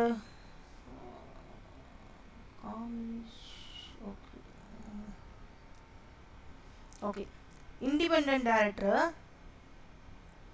இப்போ வந்து சந்திரன் வச்சுக்கலாம். இண்டிபெண்ட் டைரக்டர் இவருடைய சிஸ்டர் ஆல்ரெடி பார்த்தீங்கன்னா கம்பெனியில் எம்ப்ளாயியாக இருக்காங்க. நாளை பின்ன பிரச்சனை வரும்போது எம்ப்ளாயிக்கு சப்போர்ட் பண்ணுவாரா, ஃபார் எக்ஸாம்பிள் கம்பெனிக்கு நல்லதுன்னு யோசிப்பாரா, இல்லை அவங்க சிஸ்டர் வந்து சேஃபாக இருக்கணும்னு யோசிப்பாரா? டெஃபினட்டாக வந்து அவங்க சிஸ்டர் வந்து சேஃபாக இருக்கணும்னு தான் யோசிப்பார். ஸோ அதனால தான் இண்டிபெண்ட் டைரக்டர் வந்து இண்டிபெண்ட் டைரக்டர்னு ஒரு கான்செப்ட் வரும்போது அவருக்கும் இதுக்கும் சம்மந்தமே இருக்கக்கூடாதுன்றது தான் பாயிண்ட்டு. அதுக்கு வந்து நிறைய ப்ரொவிஷன்ஸ் இருக்குது. எந்த மாதிரி சம்மந்தம்லாம் இருக்கக்கூடாது, எவ்வளோ வந்து இருந்துக்கலாம், அந்த பாயிண்ட்ஸ்லாம் தான் நம்ம பார்க்க போகிறோம். ஃபர்ஸ்ட் ஆஃப் ஆல் வந்து இண்டிபெண்ட் டைரக்டருக்கு who need to appoint it, யார் வந்து மேண்டேட்டரியாக வந்து இண்டிபெண்ட் டைரக்டர் அப்பாயிண்ட் பண்ணணும்னு பார்த்தீங்கன்னா every listed company, unlisted public company. Listed கம்பெனின்னு பார்த்தீங்கன்னா at least 1/3 of the total directors வந்து இண்டிபெண்ட் டைரக்டராக இருக்கணும். இப்போ 10 பேர் இருக்காங்கன்னா டேரக்டர், அதில் 1/3 வந்து இண்டிபெண்ட் டேரக்டராக இருக்கணும். ஏன்னா அவங்க தான் வந்து கரெக்டான டெசிஷன், கம்பெனியை வந்து ஒரு இடத்துக்கு கொண்டு போக போகிறாங்க. அவங்க தான் வந்து ஒரு பர்சனல் கெயின்னா வந்து அவங்க ரிலேட்டிவ்ஸ்க்காகவோ இல்லை அவங்க தனியாக யோசிக்காமல் லைக் கம்பெனிக்கு நல்லதுன்னு யோசிப்பாங்க. ஸோ என்ன சொல்கிறாங்கன்னா லிஸ்டட் கம்பெனியில் 1/3 of the total directors as independent director சொல்கிறாங்க. இதே அன்லிஸ்டட் பப்ளிக் கம்பெனினா paid up share capital 10 crore or இது ஆர் ஓகேங்களா, லோன்ஸ் வந்து greater than or equal to 50 crore, turnover greater than equal to 100 crore. இதில் ஏதாவது ஒன்று சாட்டிஸ்ஃபை ஆனால் அவங்க வந்து இண்டிபெண்ட் டைரக்டர் அப்பாயிண்ட் பண்ணணும், மேண்டேட்டரியாக அப்பாயிண்ட் பண்ணணும் அப்படின்றது தான் கான்செப்டோ listed company, unlisted company.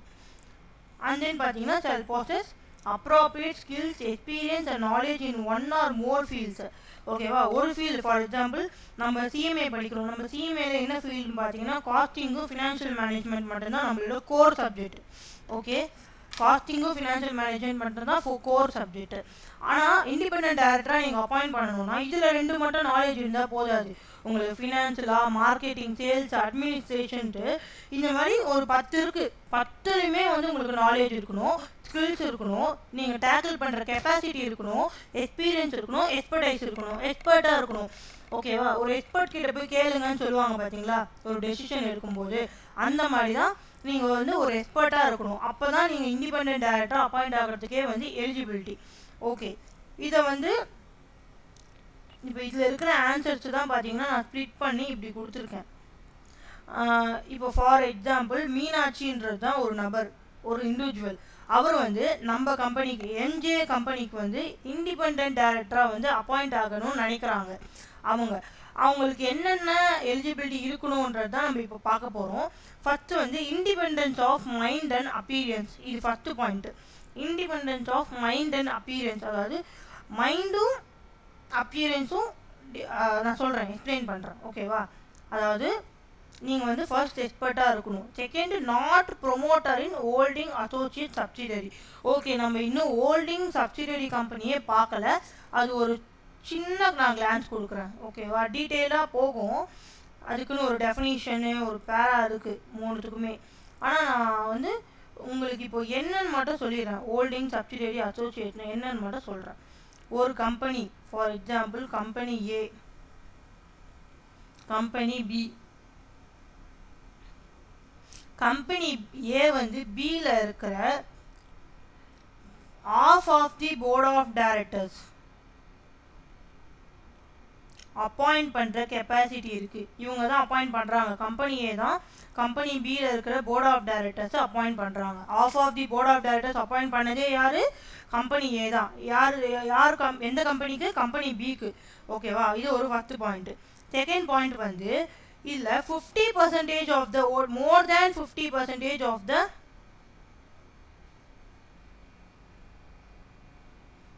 Voting rights, அதாவது ஷேர்ஸ் வந்து வாங்கிட்டாங்க. கம்பெனி பியோட மோர் தேன் 50% ஆஃப் த ஷேர்ஸ்னு வச்சுக்கோங்க. ஓட்டிங் ரைட்ஸ்னால் கன்ஃபியூஸ் ஆகுதுன்னு வச்சுக்கோங்க. 50% ஆஃப் ஷேர்ஸ் வந்து யார் வாங்கிட்டாங்கன்னு பார்த்தீங்கன்னா கம்பெனி ஏ வாங்கிட்டாங்க. ஓகேவா, ஸோ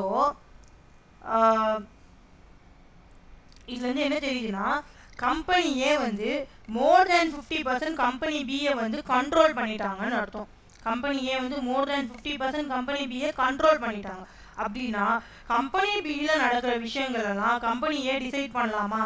அஃப்கோர்ஸ் பண்ணலாம். ஏன்னா அந்த கம்பெனியோட மோர் தேன் 50% வந்து கம்பெனி ஏ கிட்ட தான் இருக்குது. பியோட மோர் தேன் 50% கம்பெனி ஏ கிட்ட தான் இருக்குது. அதுக்கு அந்த என்ன 50%ன்றது தான் நம்ம இந்த 2 பாயிண்ட் பார்த்தோம். அதாவது பாதிக்கும் மேலே இருக்க போர்ட் ஆஃப் டைரக்டர்ஸை வந்து கம்பெனி ஏ தான் அப்பாயிண்ட் பண்ணுறாங்க. இல்லைன்னா மோர் தேன் 50% ஆஃப் த ஷேர்ஸ் வந்து கம்பெனி ஏ வாங்கிட்டாங்க. இது 2 பாயிண்ட் இருந்தால் கம்பெனி ஏ யாருன்னு பார்த்தீங்கன்னா ஹோல்டிங் கம்பெனி. ஹோல்டிங் கம்பெனின்னு ஏன் சொல்கிறேன்னா கம்பெனி பியில் இருக்கிற ஷேர்ஸ் வந்து கம்பெனி ஏ ஹோல்டு பண்ணுறாங்கள, அதனால கம்பெனி ஏ வந்து ஹோல்டிங் கம்பெனி. கம்பெனி பி பார்த்தீங்கன்னா சப்சிடியரி கம்பெனி. ஓகே, கம்பெனி ஏ பார்த்தீங்கன்னா ஹோல்டிங் கம்பெனி, கம்பெனி பி பார்த்தீங்கன்னா சப்சிடியரி கம்பெனி.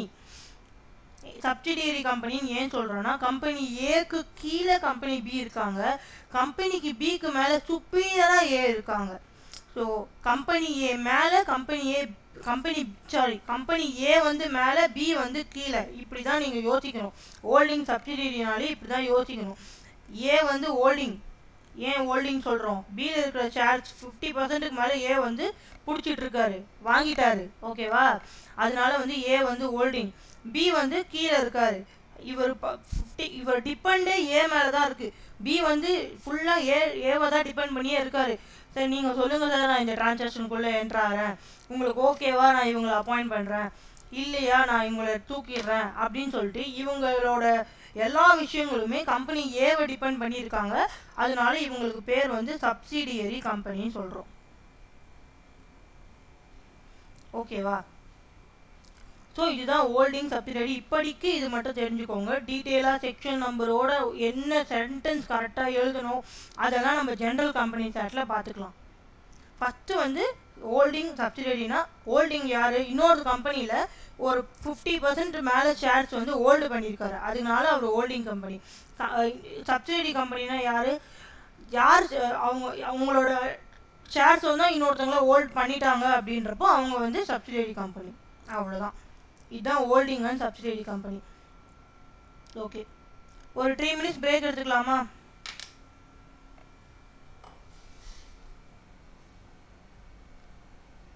Hello, okay. இப்போ 7:10 ஓகே மேம். 7:11 மீட் பண்ணலாம்.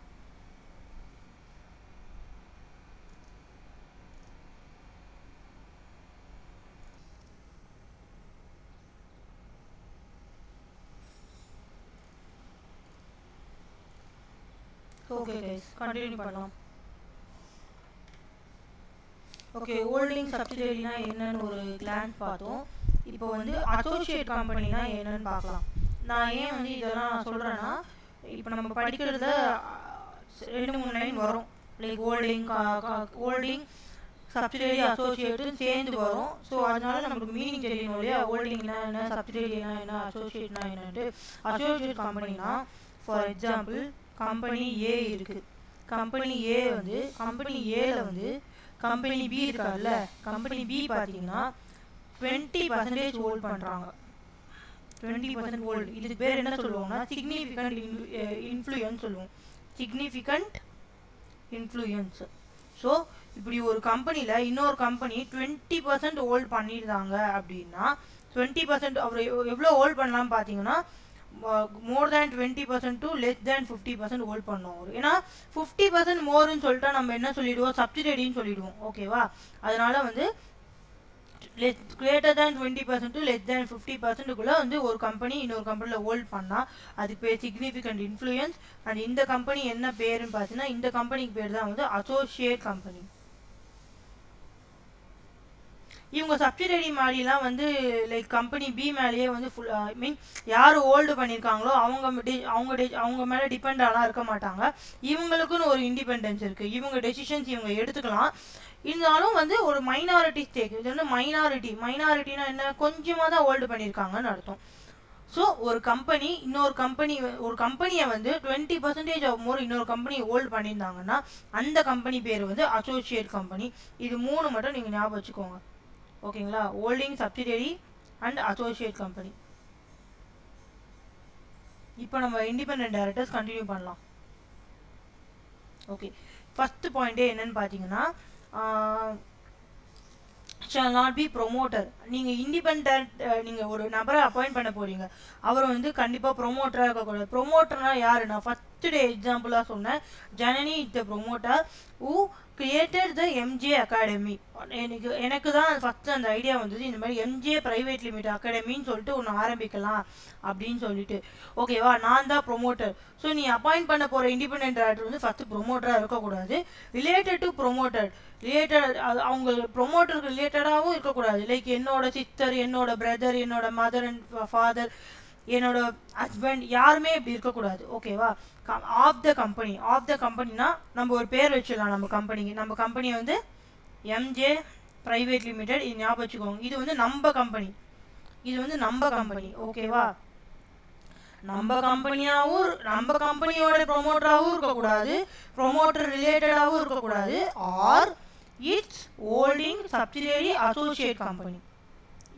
புரியுதா, ஹோல்டிங் சப்சிடரி அசோசியேட்லாம் ரிலேட்டட் கம்பெனி, அதனால நம்ம அதை சொல்கிறோம். ஹோல்டிங் சப்சிடரி அசோசியேட்லாம் ரிலேட்டட் கம்பெனி, நம்ம கம்பெனிக்கு ரொம்ப ரிலேட்டடான கம்பெனி. ஒன்று நம்ம குடிமி அவங்ககிட்ட இருக்குது, இல்லை அவங்க குடிமி நம்மக்கிட்ட இருக்குது. லைக் ஹோல்டிங் ஆஃப் ஷேர் சொல்கிறேன், மோர் தேன் 50%, 20%. ஸோ இவங்க ரிலேட்டட் கம்பெனிலையும் நீ வந்து ப்ரொமோட்டராகவோ இல்லை ப்ரொமோட்டர் ரிலேட்டடாகவோ இருக்கக்கூடாது. இதுதான் ஃபர்ஸ்ட் பாயிண்ட். ஓகேவா,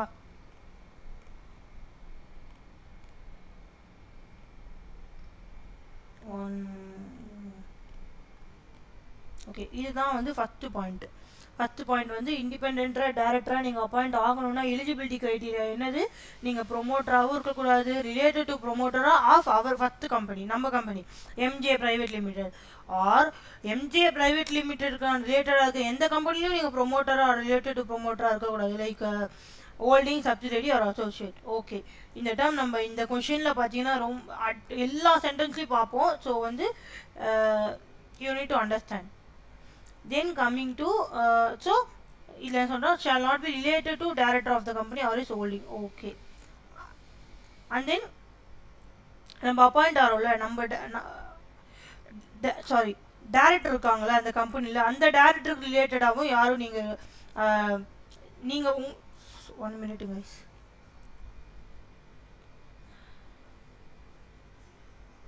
ஓகே, ஃபஸ்ட்டு பாயிண்ட் வந்து ப்ரொமோட்டராக இருக்கக்கூடாது, ப்ரொமோட்டருக்கு ரிலேட்டிவாக இருக்கக்கூடாது.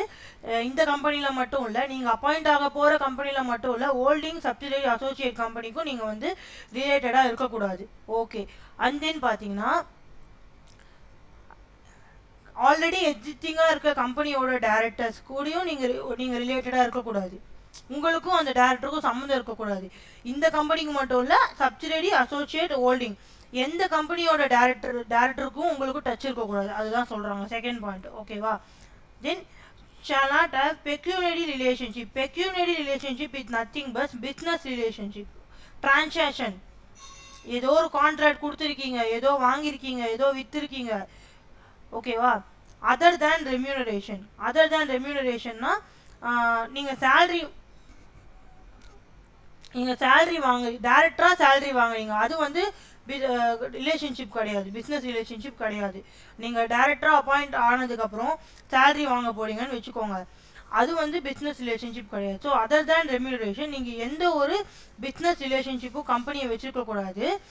R shall not have exceeding 10% of the total income or such amount as may be prescribed.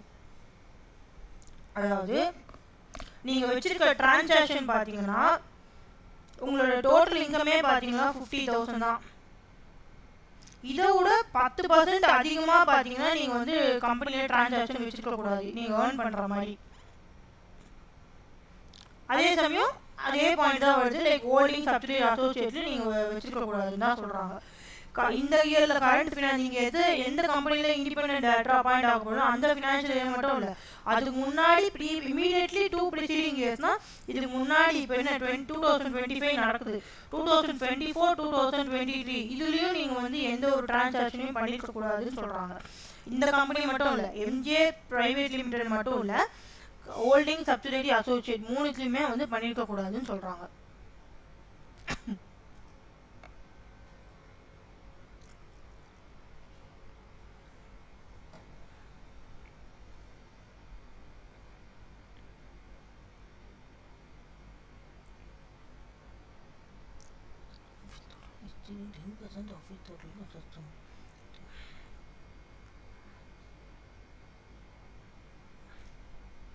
ஓகேங்களா? ஸோ இது ஒரு தேர்ட் பாயிண்ட். ஃபஸ்ட்டு பாயிண்ட் என்ன, மெதுவாக அப்படியே மைண்டில் வச்சுக்கிட்டே வாங்க. இது கொஞ்சம் அப்படி தான் இருக்கும். ஹோல்டிங் சப்சிடரி அசோசியேட் தான் திரும்ப வரும். நம்மளுக்கு தெரிய வேண்டியது நாலு கீவேர்டு. இது வந்து நம்ம சிஎஸ்ஏஎஸ்ன்னு சொல்லலாம். சின்றது நம்ம கரண்ட் கம்பெனி, நீங்கள் எந்த கம்பெனிக்கு அப்பாயிண்ட் ஆக போகிறீங்க, இதுதான் வந்து எம்ஜே ப்ரைவேட் லிமிடெட். எஸ் வந்து ஹோல்டிங், ஏ வந்து அசோசியேட், இது வந்து சப்சிடியரி. ஸோ இந்த ஷார்ட் ஃபார்ம் ஞாபகம் வச்சுக்கோங்க, இந்த கொஷினுக்கு மட்டும் சொல்கிறேன், சிஎஸ்ஏஎஸ்ன்ட்டு. ஸோ நீங்கள் அப்பாயிண்ட் ஆகிற பர்சன் வந்து பார்த்தீங்கன்னா ப்ரொமோட்டராகவும் இருக்கக்கூடாது, ப்ரொமோட்டருக்கு ரிலேட்டடாகவும் இருக்கக்கூடாது, இந்த கம்பெனிக்கும் இருக்கக்கூடாது, சிஎஸ்ஏஎஸ் அதாவது கம்பெனி ஹோல்டிங் அசோசியேட் சப்சிடரி அந்த கம்பெனிக்கும் நீங்கள் ப்ரொமோட்டராக இருக்கக்கூடாது. செகண்ட் பாயிண்ட் பார்த்தீங்கன்னா ஆல்ரெடி இருக்கிற டேரக்டருக்கும் நீங்கள் ரிலேட்டடாக இருக்கக்கூடாது. எந்தெந்த டேரக்டருக்கு, இந்த கம்பெனி ப்ளஸ் எஸ்ஏஎஸ் அதாவது holding associate subsidiary. Third one பார்த்தீங்கன்னா உங்களுக்கு பெக்யூனரி ரிலேஷன்ஷிப், பிஸ்னஸ் ரிலேஷன்ஷிப் கம்பெனிக்கும் உங்களுக்கு நீங்கள் யார் அப்பாயிண்ட் பண்ண போகிறீங்க. ஃபார் எக்ஸாம்பிள் நம்ம எடுத்துக்கலாம், கார்த்திகாவை தான் நம்ம யோசிச்சுட்டு இருக்கோம். ஓகே, இவங்க வந்து தகுதியான ஆள், இவங்களுக்கு நிறைய ஸ்கில்ஸ் இருக்குது, டேலண்ட் இருக்குது, இவங்களை இண்டிபெண்டன்ட் டேரக்டருக்கு இவங்க தான் கரெக்டுன்னு நம்ம முடிவு பண்ணுறோம். அதுக்கு இந்த எலிஜிபிலிட்டிலாம் பார்க்குறோம். ஓகே நீங்கள் இவங்களுக்கெல்லாம் ரிலேட்டட் இல்லையா நம்ம செக் பண்ணுறோம். ஸோ கார்த்திகாவுக்கு வந்து நம்ம கம்பெனியில் எம்ஜே பிரைவேட் லிமிடெடில் எந்த ஒரு பிஸ்னஸ் ரிலேஷன்ஷிப்பும் இருக்கக்கூடாது. ஓகேவா? அதர் தேன் ரெம்யூனரேஷன், நீங்கள் இண்டிபெண்டன்ட் டேரக்டராக வந்ததுக்கப்புறம் நீங்கள் சேலரி வாங்குவீங்களா, அது மட்டும்தான் உங்களுக்கு இருக்கணும். அது வந்து பிஸ்னஸ் ரிலேஷன்ஷிப் கிடையாதுன்னு சொல்கிறாங்க. And shall not have transaction exceeding 10%. அப்போது up to 10% you can have transaction. Okay, of it total income. உங்கள் டோட்டல் இன்கமில் 10% எவ்வளோ? 5,000. ஸோ 5,000 வரைக்கும் நீங்கள் டிரான்சாக்ஷன் கம்பெனியில் வச்சுருக்கீங்கன்னா ஓகே. மோர் தேன் 10%னா மோர் தேன் 10%னா 12% வச்சுக்கோங்க. 12%னா எவ்வளோ? 6,000 earn பண்ணுறீங்கன்னா then you will not be eligible to appointed as an independent director. அதுதான் point. So up to not exceeding 10%னா என்னது? Up to 10% you can have transaction.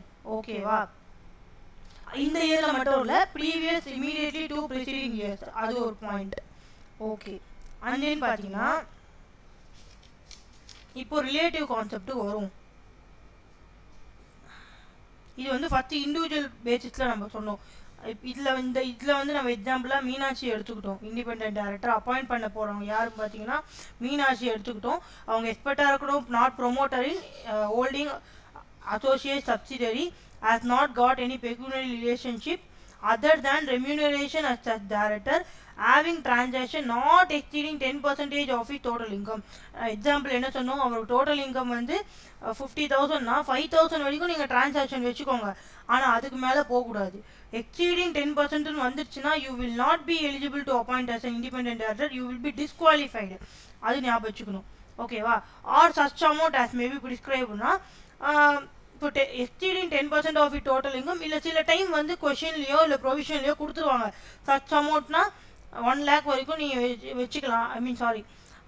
4,000 வரைக்கும் நீங்கள் வந்து டிரான்சாக்ஷன் வச்சுக்கலாம் அப்படின்னு அவங்க ஏதோ அமௌண்ட் ப்ரிஸ்கிரைப் பண்ணியிருந்தால் அந்த அமௌண்ட் எடுத்துக்கணும். இப்போதைக்கு ப்ரொவிஷனில் அப்படி ஒரு அமௌண்ட் நம்மளுக்கு ப்ரிஸ்கிரைப் பண்ணலை. இது ஜஸ்ட் ஒரு சென்டென்ஸ், அவ்வளோதான். Okay, then coming to our relative concept. Relative, இப்போ ரிலேட்டிவ் வந்து holding any security in our company, MJ company. ஓகேவா? ஃபேஸ் வேல்யூ பார்த்தீங்கன்னா நாட் எக்ஸீடிங் 50 lakhs. அதாவது 50 lakhs வரைக்கும் நம்ம ரிலேட்டிவ்ஸ் வந்து ஹோல்டு பண்ணிக்கலாம் செக்யூரிட்டி. பாருங்கள், face value not exceeding 50 lakhs. Okay, whose relative shall not hold any security or interest in. security is nothing but, செக்யூரிட்டினா என்ன வரும் பார்த்தீங்கன்னா ஷேர்ஸாகவும் இருக்கலாம், டிபெஞ்சர்ஸாகவும் இருக்கலாம். டிபெஞ்சர்ஸ்னால் யாருக்காவது மீனிங் தெரியுமா? கியூக்காக சொல்லுங்கள். டிபெஞ்சர்ஸுக்கு மீனிங் தெரியுமா?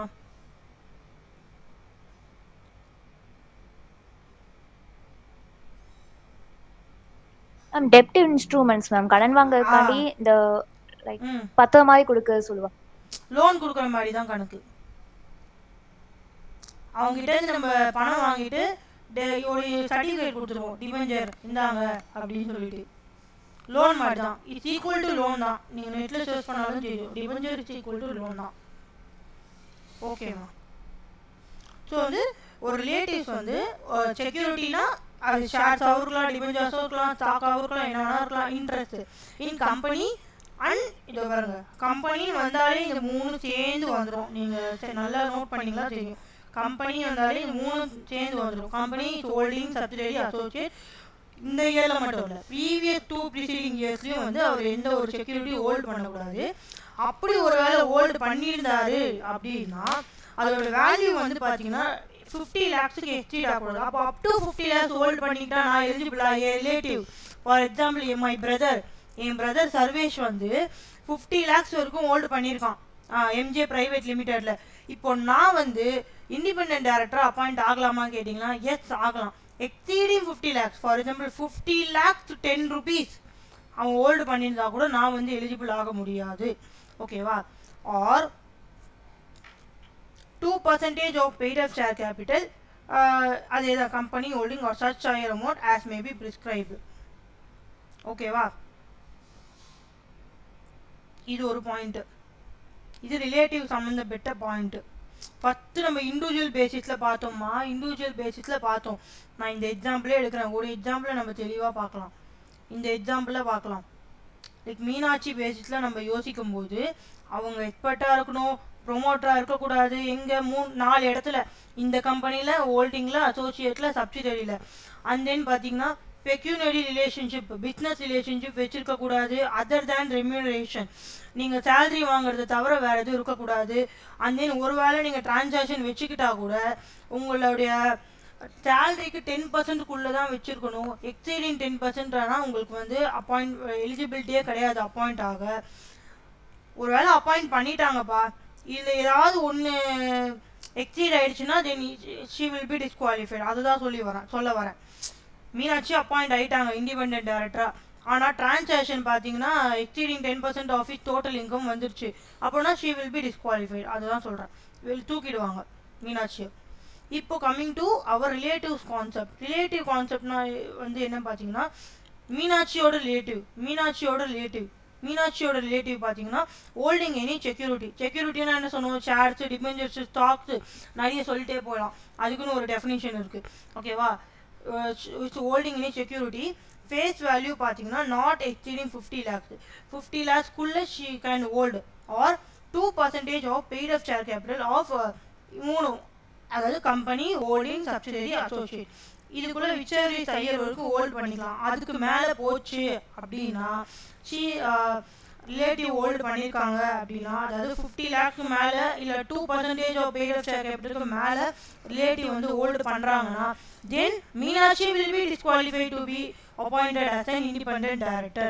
And then indebted is nothing but கடன் பட்டிருக்காங்க, கம்பெனிக்கு கடன் பட்டிருக்காங்க, எம்ஜே பிரைவேட் லிமிடெட் வந்து கடன் பட்டிருக்காங்க. Lesser than equal to 50 lakhs தான் இருக்கும். 50 lakhs மோர் வந்து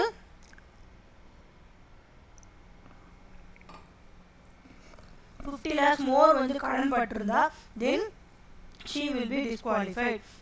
இதெல்லாம் பாருங்கப்பா, நல்லா நோட் பண்ணுங்க. இதெல்லாம் வந்து ரிலேட்டிவ் பாயிண்ட் ஆஃப் வியூவில் பார்க்குறோம், இண்டிவிஜுவல் பாயிண்ட் ஆஃப் வியூவில் கிடையாது. அதாவது மீனாட்சி பாயிண்ட் ஆஃப் வியூவில் கிடையாது, மீனாட்சியோட ரிலேட்டிவ். ஓகேவா? இன்டெப்டட்.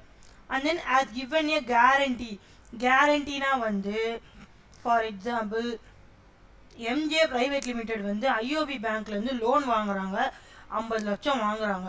அதுக்கு மீனாட்சியோட ரிலேட்டிவ் என்ன சொல்கிறாங்கன்னா, நான் கேரண்டி தரேன், ஒருவேளை எம்ஜே பிரைவேட் லிமிடெட் பே பண்ணலை அப்படின்னா நான் பே பண்ணுறேன் அப்படின்னு சொல்லிட்டு மீனாட்சியோட ரிலேட்டிவ் வந்து கேரண்டி கொடுத்துருக்காங்க.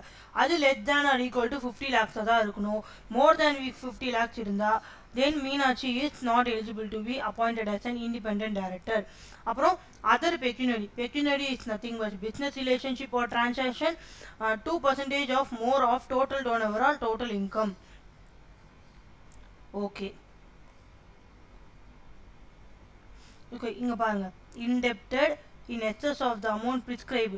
அமௌண்ட் ப்ரிஸ்கிரைப்னா நம்ம என்ன சொல்லியிருந்தோம், 50 lakhs. ஓகேவா? Holding, subsidiary, associate, promoters, director during current finance immediately preceding 2 financial years. And இது வந்து ஏதாவது ஒரு பாயிண்ட் ஆஃப் வியூவில் எழுதணுங்க. சென்டென்ஸ் நம்ம எப்படி வேணால் மாற்றி எழுதிக்கலாம். இவ்வளோ வந்து எக்ஸீட் ஆகக்கூடாது அப்படின்னு எழுதலாம், இவ்வளோ எக்ஸீட் ஆகிடுச்சா அவங்க எலிஜிபிள் இல்லை அப்படின்னு எழுதலாம். ஓகேவா? எலிஜிபிள்னா இவ்வளோ எக்ஸீட் ஆகக்கூடாது, எக்ஸீட் ஆகிட்டா அவங்க எலிஜிபிள் இல்லை. ஸோ 2 பாயிண்ட் ஆஃப் வியூவில் நீங்கள் சென்டென்ஸ் எழுதலாம், ஏதாவது ஒரு பாயிண்ட் ஆஃப் வியூவில் எழுதுங்க. ஓகேங்களா? இல்லை இந்த ஆன்சரில் எப்படி இருக்குன்னு பார்த்தீங்கன்னா, அவங்க வந்து எலிஜிபிளாக இதெல்லாம் பண்ணக்கூடாது அப்படின்னு எழுதியிருக்கு. Like shawl not B promoter, shawl not B related, shawl not hold. அவங்க எலிஜிபிள் ஆகணும்னா இதெல்லாம் பண்ணியிருக்கக்கூடாது, இவங்களாம் ரிலேட்டடாக இருக்கக்கூடாதுன்னு எழுதியிருக்காங்க.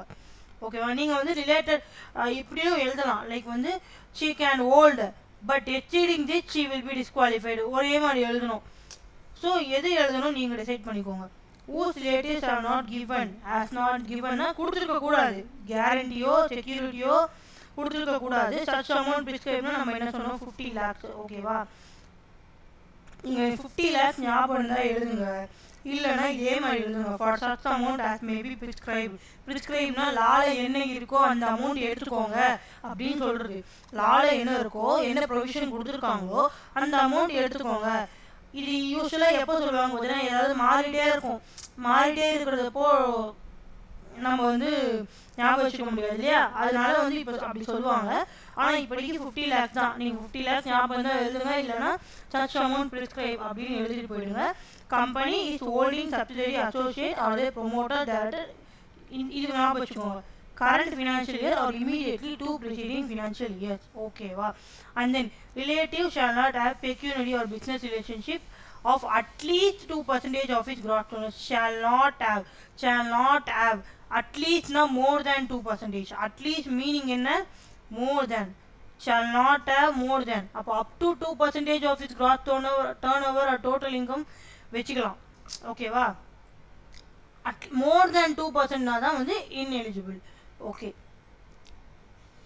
அப்புறம் வந்து இங்கேருந்து, அதாவது இந்த பாயிண்ட்லேருந்து நம்ம என்ன பார்க்க போகிறோம்னா, இப்போ வரைக்கும் என்ன பார்த்தோம்? ஃபஸ்ட்டு 3 பாயிண்ட் வந்து இண்டிவிஜுவல் பேசிஸ், மீனாட்சி பேசிஸில் பார்த்தோம். நெக்ஸ்ட்டு ஒரு 3 பாயிண்ட் பார்த்தீங்கன்னா ரிலேட்டிவ் பேசிஸில் பார்த்தோம், ரிலேட்டிவ் ஆஃப் மீனாட்சி பேசிஸில் பார்த்தோம். இப்போது இங்கேருந்து ஃபுல்லாகவுமே வந்து மீனாட்சி ப்ளஸ் ரிலேட்டிவ் 2 பேர் பாயிண்ட் ஆஃப் வியூலும் பார்க்க போகிறோம். மீனாட்சி ப்ளஸ் ரிலேட்டிவ் 2 பேர் பாயிண்ட் ஆஃப் வியூலையும் பார்க்க போகிறோம். ஓகேவா?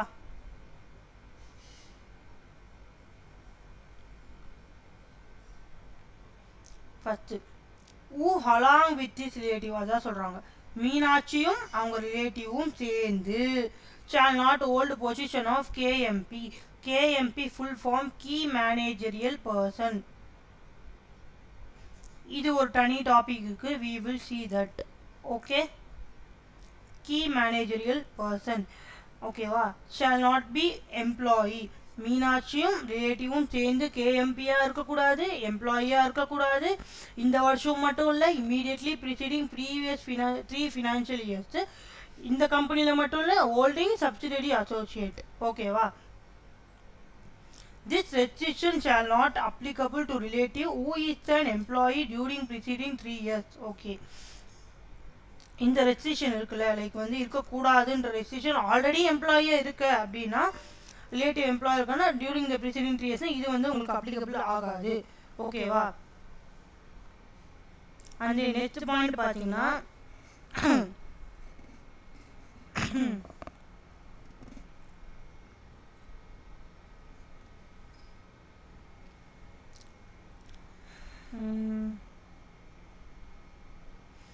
next point வந்து employee or proprietor or the partner in a firm of auditors, CS in practice or cost auditors of holding associate subsidiary or legal or consulting firm according to 10% or more of the gross turnover of such firm. ஓகேவா?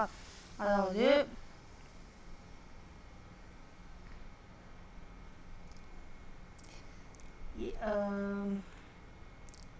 MJ private limited இங்கே இருக்குது, இங்கே ஒரு auditor form இருக்குன்னு வச்சுக்கோங்க.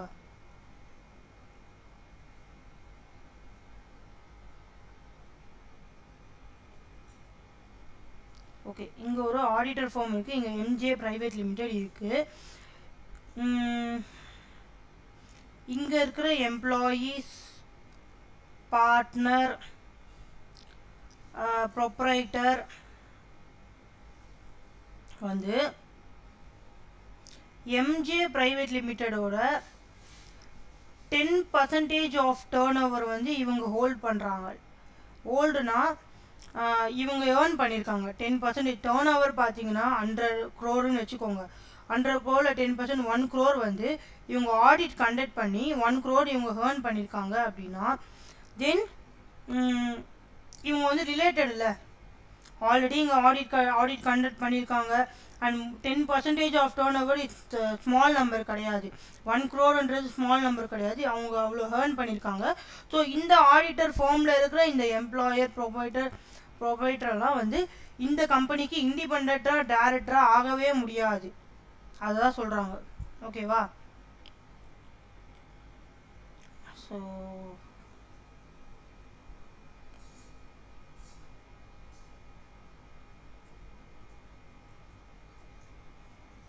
Okay. So இது நீங்கள் ஒரு 2 வாட்டி நல்லா ரீட் பண்ணுங்கள். Employee, proprietor or partner in a firm of auditor. CA firm மட்டும் இல்லை, சிஎஸ் இன் ப்ராக்டிஸாக இருக்கட்டும், அல்ல காஸ்ட் ஆடிட்டர் ஃபார்மாக இருக்கலாம், இந்த கம்பெனிக்கு மட்டும் இல்லை, ஹோல்டிங், அசோசியேட், சப்சிடரி, இல்லை லீகல் ஃபார்மாக இருக்கட்டும், கன்சல்டன்சி ஃபார்மாக இருக்கட்டும், amounting to 10% of more of the gross turnover of such firm. Okay? Up to 10% அப்போ இருந்தால் ஒன்றும் பிரச்சனை இல்லை. மோர் தேன் 10% வரும்போது தான் பிரச்சனை. ஓகேவா? அப்புறம் ஹோல்ஸ் டுகெதர். ஹோல்ஸ் டுகெதர்னா யார் யார்? Meenakshi plus relative together with his relative 2% or more of the total voting power. And then பார்த்தீங்கன்னா இன்னொரு வந்து நீங்கள் எக்ஸிக்யூட்டிவ் டைரக்டராகவும் இருக்கக்கூடாது. என்பிஓவில் உங்களுக்கு வந்து 25% ஆஃப் மோர் வந்து உங்களுக்கு ரிசீவ் ஆகக்கூடாது. என்பிஓ இஸ் நத்திங் பட் நான் ப்ராஃபிட் ஆர்கனைசேஷன். நான் ப்ராஃபிட் ஆர்கனைசேஷனில் 25% ஆஃப் மோர் வந்து உங்களுக்கு வந்து பேமெண்ட் வரக்கூடாது.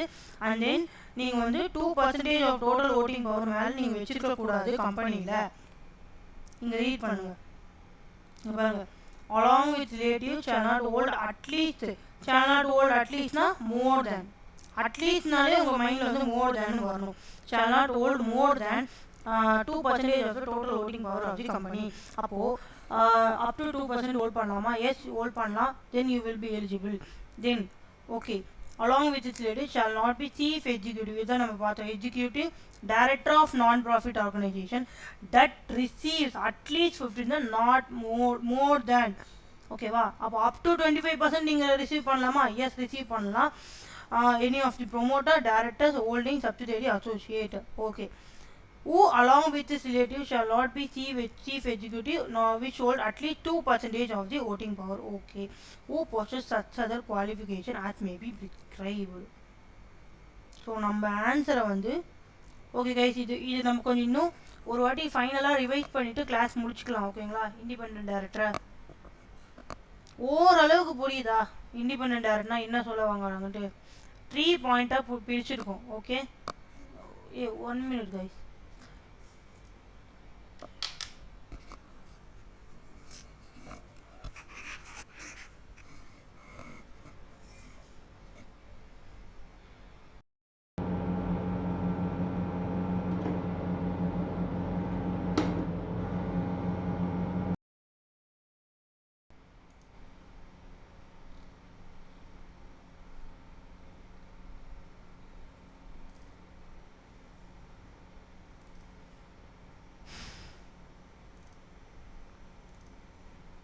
கேக்குதா? கேக்குது மேம். ஓகே. நான் வந்து இண்டிபெண்டன்ட் டைரக்டர் வந்து 3 பார்ட்டாக பிரிச்சிருக்கோம்.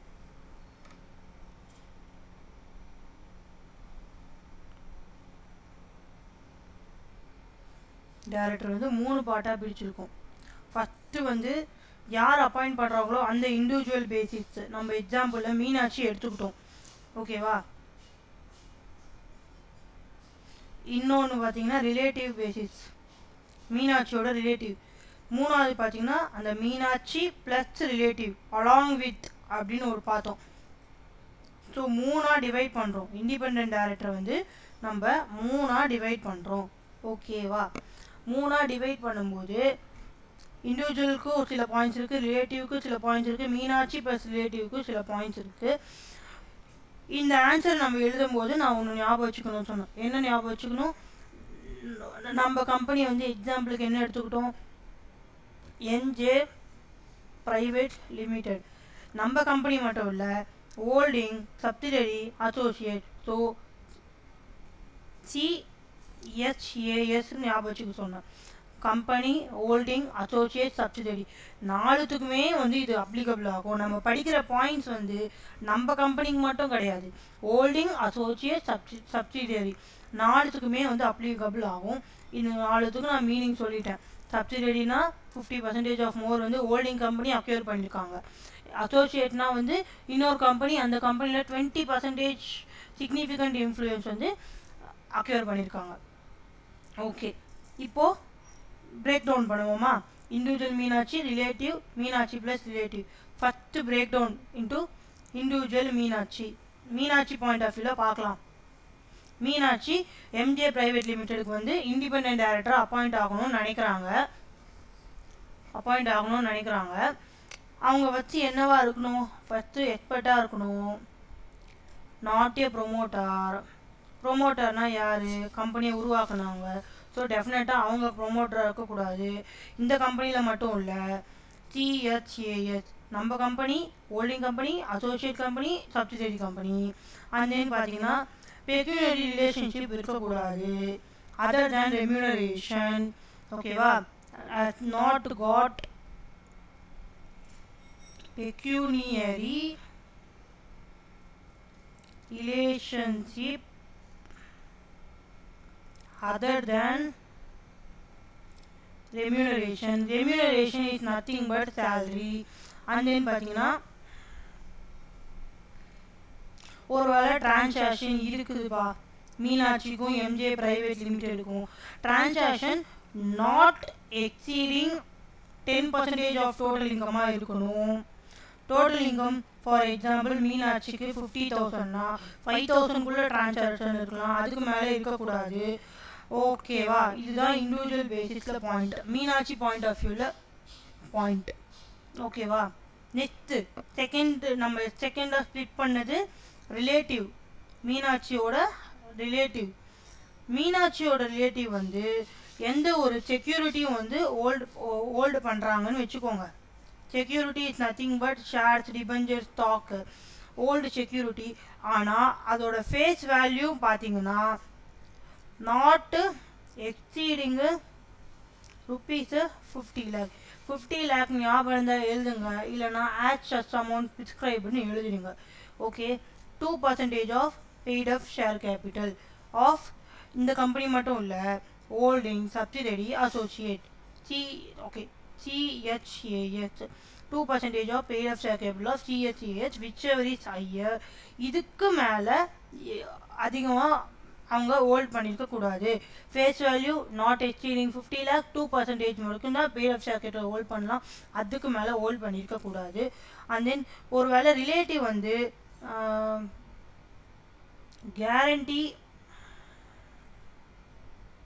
Guarantee கொடுத்துருந்தாலுமே less than equal to 50 lakhs தான் கொடுத்துருக்கணும். more than 50 lakhsனா then Meenakshi will be disqualified.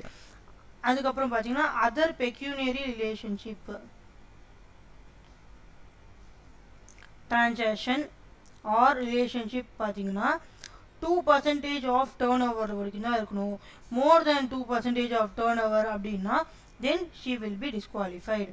Okay. So Meenakshi point of view, relative point of view. Next, coming to our third category, Meenakshi along with the relative. மூணா பிடிச்சிட்டோம். இதுதான் last point நம்மளுக்கு. சேர்ந்து மீனாட்சியும் ரிலேட்டிவும் சேர்ந்து, அதாவது அவங்கள யாராவது கேஎம்பியாவோ இல்லை எம்ப்ளாயியாவோ இருக்கக்கூடாது. எங்கெங்கே இருக்கக்கூடாது? கேஎம்பினா கீ மேனேஜர் பர்சன், எம்ப்ளாயியாகவும் இருக்கக்கூடாது.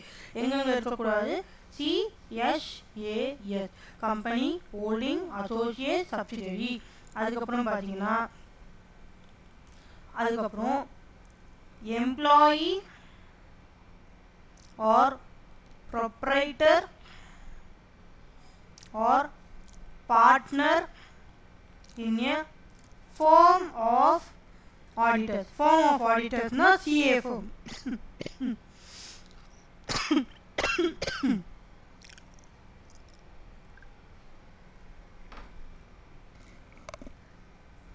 CA firms or CS in practice இருக்கலாம், இல்லை காஸ்ட் ஆடிட்டர்ஸ். நம்ம CMAs காஸ்ட் ஆடிட்டர்ஸ்னா CMA of CSAS or legal firm or consultancy.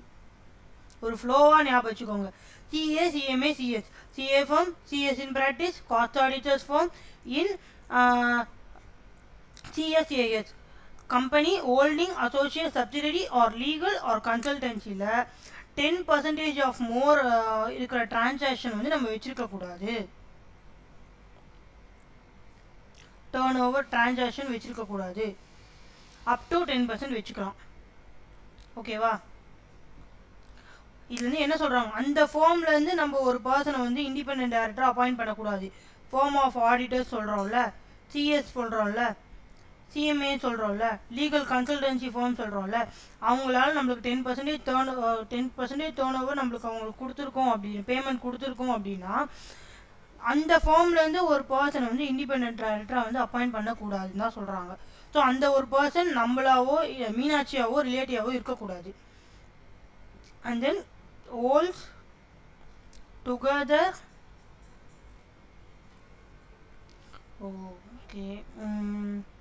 with his relative 2% or more of the total voting power. and then இன்னொன்று சொன்னோம், chief எக்ஸிக்யூட்டிவாக இருக்கக்கூடாது. Chief எக்ஸிக்யூட்டிவாக இருந்தாலுமே என்பிஓவில் உங்களுக்கு less than 25% receipt தான் ரெசிப்ட்னா பேமெண்ட் வருதுன்னு அர்த்தம். 25% மோர் தேன் 25%னா இன்எலிஜிபிள் ஆகிடுவீங்க. அப்புறம் 2% ஆஃப் voting power. இவ்வளோ தான்ப்பா இண்டிபெண்டன்ட் டைரக்டர், மொத்தமாக இவ்வளோ தான். இதை நம்ம 3ஆக பிரிச்சுட்டோம். இண்டிவிஜுவல், அதாவது அந்த டைரக்டர் பாயிண்ட் ஆஃப் வியூவில், ரிலேட்டிவ் பாயிண்ட் ஆஃப் வியூவில், அந்த direct individual point of view plus relative point of view. So இதெல்லாம் சாட்டிஸ்ஃபை ஆனால் தான் அந்த ஒரு பர்சன் மீனாட்சின்றவங்க வந்து இண்டிபெண்டன்ட் டைரக்டராக வந்து அப்பாயிண்ட் ஆக முடியும். இவ்வளோ தான் இண்டிபெண்டன்ட் டைரக்டரோட கான்செப்ட். இதுதான் நம்ம இங்கே இவ்வளோ பெருசாக எழுதி வச்சுருக்கோம். ஸோ அந்த ஷார்ட் பாயிண்ட்ஸ் நம்ம எழுதி வச்சுக்கிட்டோம். இப்போ நான் எழுதுகிற மாதிரி நீங்கள் நோட்ஸ் எடுத்து வச்சுக்கிட்டீங்கன்னா Meenakshi point of view, relative point of view, Meenakshi plus relative, all together point of view notes எடுத்து வச்சுக்கிட்டீங்கன்னா நீங்கள் சென்டென்ஸ் மேக் பண்ணி எழுதிடலாம். ஓகேவா? ஓகே, இன்னும் ஒரே டிஃப்ரெண்ட் டியூட்டிஸ் ஆஃப் டைரக்டர்ஸ் மட்டும் பார்த்துட்டு இன்னைக்கான கிளாஸ் நம்ம முடிச்சுக்கலாம். ஓகேவா? ஓகே.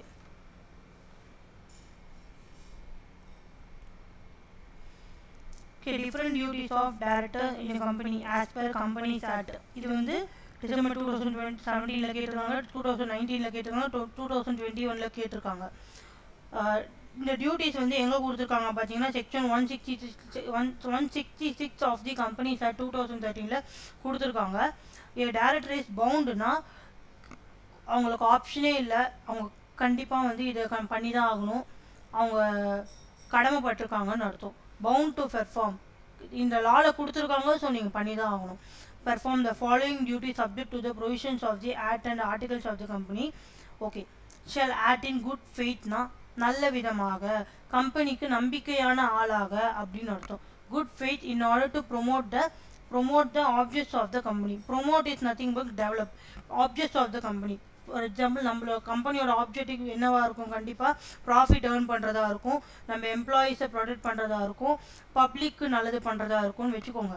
ஸோ அதெல்லாம் வந்து நம்ம டெவலப் பண்ணுற வேலையால் டேரக்டராக இருக்கும். And then shall act in good faith, நல்ல விதமாக, கம்பெனிக்கு துரோகம் பண்ணாத அப்படின்னு அர்த்தம். For the benefits of its members, shareholders members benefit. ஓகேவா? Best interest of its stakeholders. ஸ்டேக் ஹோல்டர்ஸ்னால் என்னது சொல்லுங்கள் பார்ப்போம், யாராவது சொல்லுங்கள். ஸ்டேக் ஹோல்டர்ஸ்னால் யார்?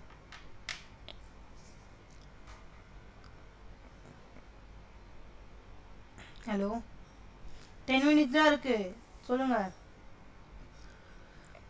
தெரியுமா தெரியாது? எஸ் ஆர் நோ மட்டும் சொல்லுங்க. No idea madam. ஓகே, ஸ்டேக் ஹோல்டர்ஸ்னால் வந்து இந்த கம்பெனியை நம்பி பணம் போட்டவங்க, கிரெடிட்டார்ஸு, நம்ம சொன்னல ஃபினான்ஷியல் இன்ஸ்டிடியூஷன்ஸு, அண்ட் தென் பார்த்தீங்கன்னா டிபெஞ்சர் ஹோல்டர்ஸு, இவங்கெல்லாம் வந்து கம்பெனியை நம்பி பணம் போட்டிருக்காங்க. அவங்களோட பாயிண்ட் ஆஃப் வியூவில் எப்படி இருக்கும், கம்பெனி நல்லா ஏர்ன் பண்ணணும்னு நினைப்பாங்க. நல்லா ஏர்ன் பண்ணால் இவங்களுக்கு இன்ட்ரெஸ்ட் கிடைக்கும், ப்ராஃபிட் கிடைக்கும், ப்ராஃபிட்டில் ஷேர் கிடைக்கும், அவங்களுக்குலாம் பணம் ஈஸியாக கிடைக்கும்ல, சீக்கிரமாக கிடைக்கும்ல. அதனால பெஸ்ட் இன்ட்ரெஸ்ட் ஆஃப் ஆல் ஸ்டேக் ஹோல்டர்ஸ்னால் ஸ்டேக் ஹோல்டர்ஸுக்கு எந்த ஒரு பிரச்சனையும் இல்லாத மாதிரியும் அந்த டைரக்டர் வந்து நடந்துக்கணும். ஓகேவா? ஸ்டேக் ஹோல்டர்ஸ் தான் வந்து நம்ம கம்பெனி நம்பி பணம் போட்டவங்க, கிரெடிட்டார்ஸ். ஓகேவா? அவ்வளோதான் ஞாபகம் வச்சுக்கோங்க. Stakeholders is nothing but creditors ஞாபகம் வச்சுக்கோங்க. And protection of environment. And then a director of a company shall exercise its duties with due and reasonable care. ஓகேவா? ஏதோ ஒரு கம்பெனி தானே, எனக்கு மாதம் மாதம் சம்பளம் வரப்போகுது அப்படின்னு ஒரு மென்டாலிட்டியில் ஒர்க் பண்ணக்கூடாது. ஒன்று பார்த்து பார்த்து கம்பெனி நல்லதுக்காக யூஸ் பண்ணணும். அவரோட ஸ்கில்லை யூஸ் பண்ணி கம்பெனிக்கு வந்து நல்லதாக ஜட்ஜ்மெண்ட் எடுக்கணும்னா டெசிஷன் எடுக்கணும்.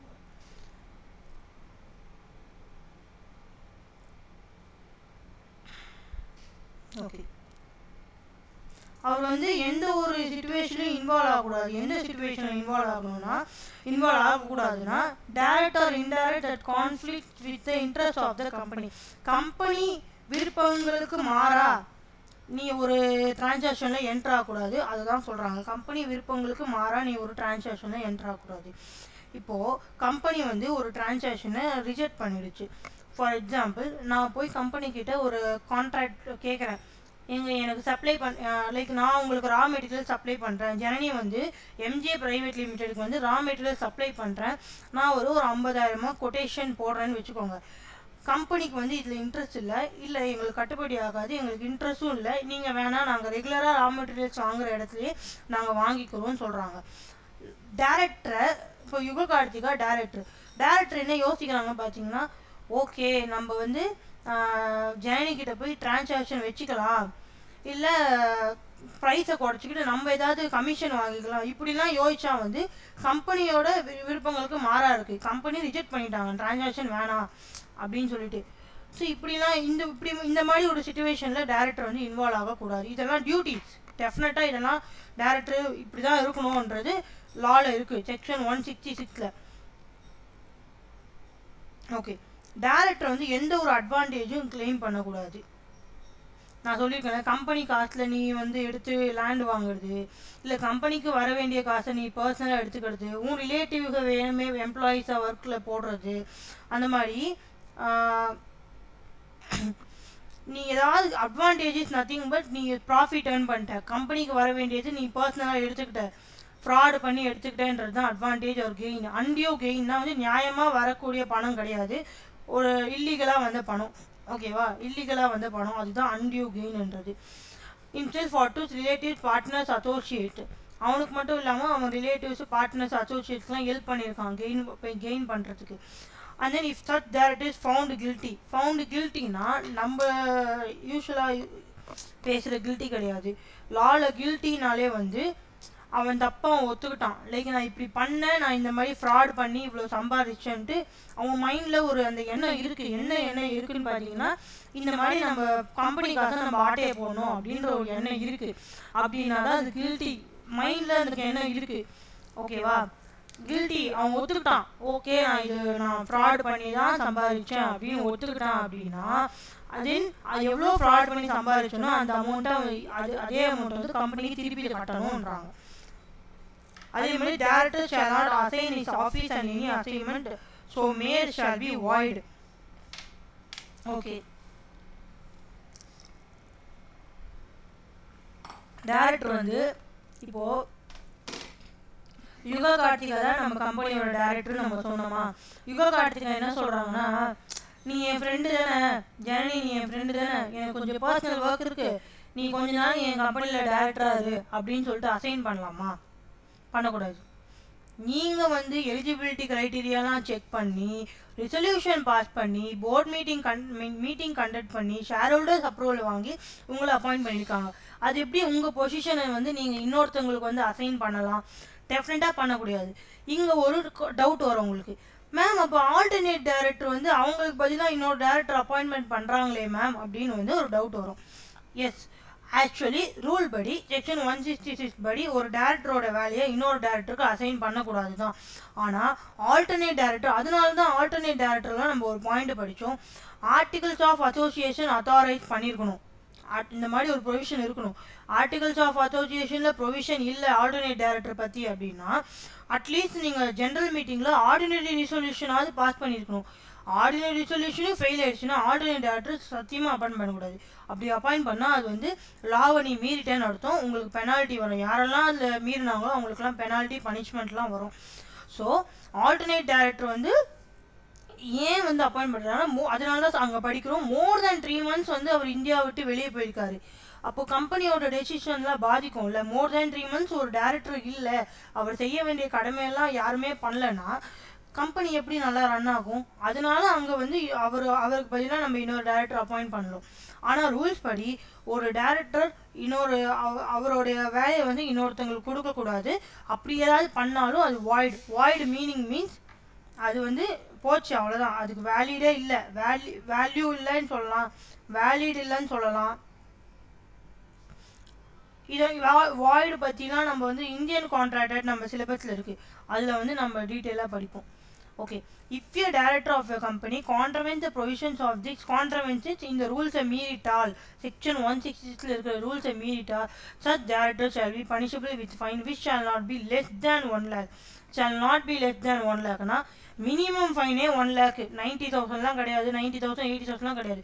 மினிமம் ஃபைனே பார்த்தீங்கன்னா 1 lakh, which may extend to 5 lakh. நீ பண்ணுற தப்பு பொறுத்து உன் ஃபைனும் வந்து இன்க்ரீஸ் ஆகும்.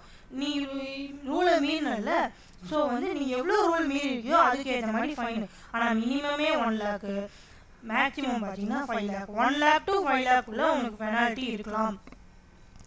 இதுதான் வந்து duties of director section 166.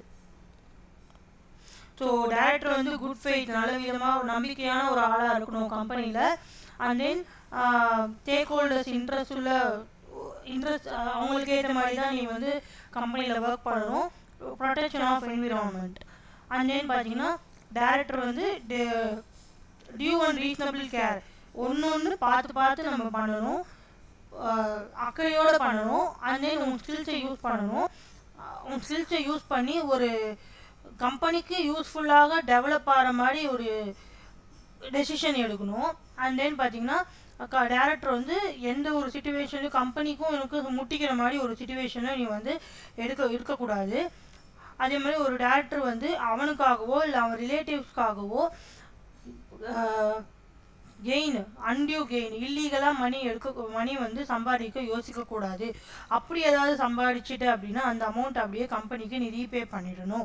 And then director of a company பார்த்தீங்கன்னா அவனுடைய ஆஃபீஸை வந்து வேறு யாருக்கும் அசைன் பண்ணக்கூடாது. அப்படி ஏதாவது அசைன் பண்ணிட்டேன்னா அது வாய்டு.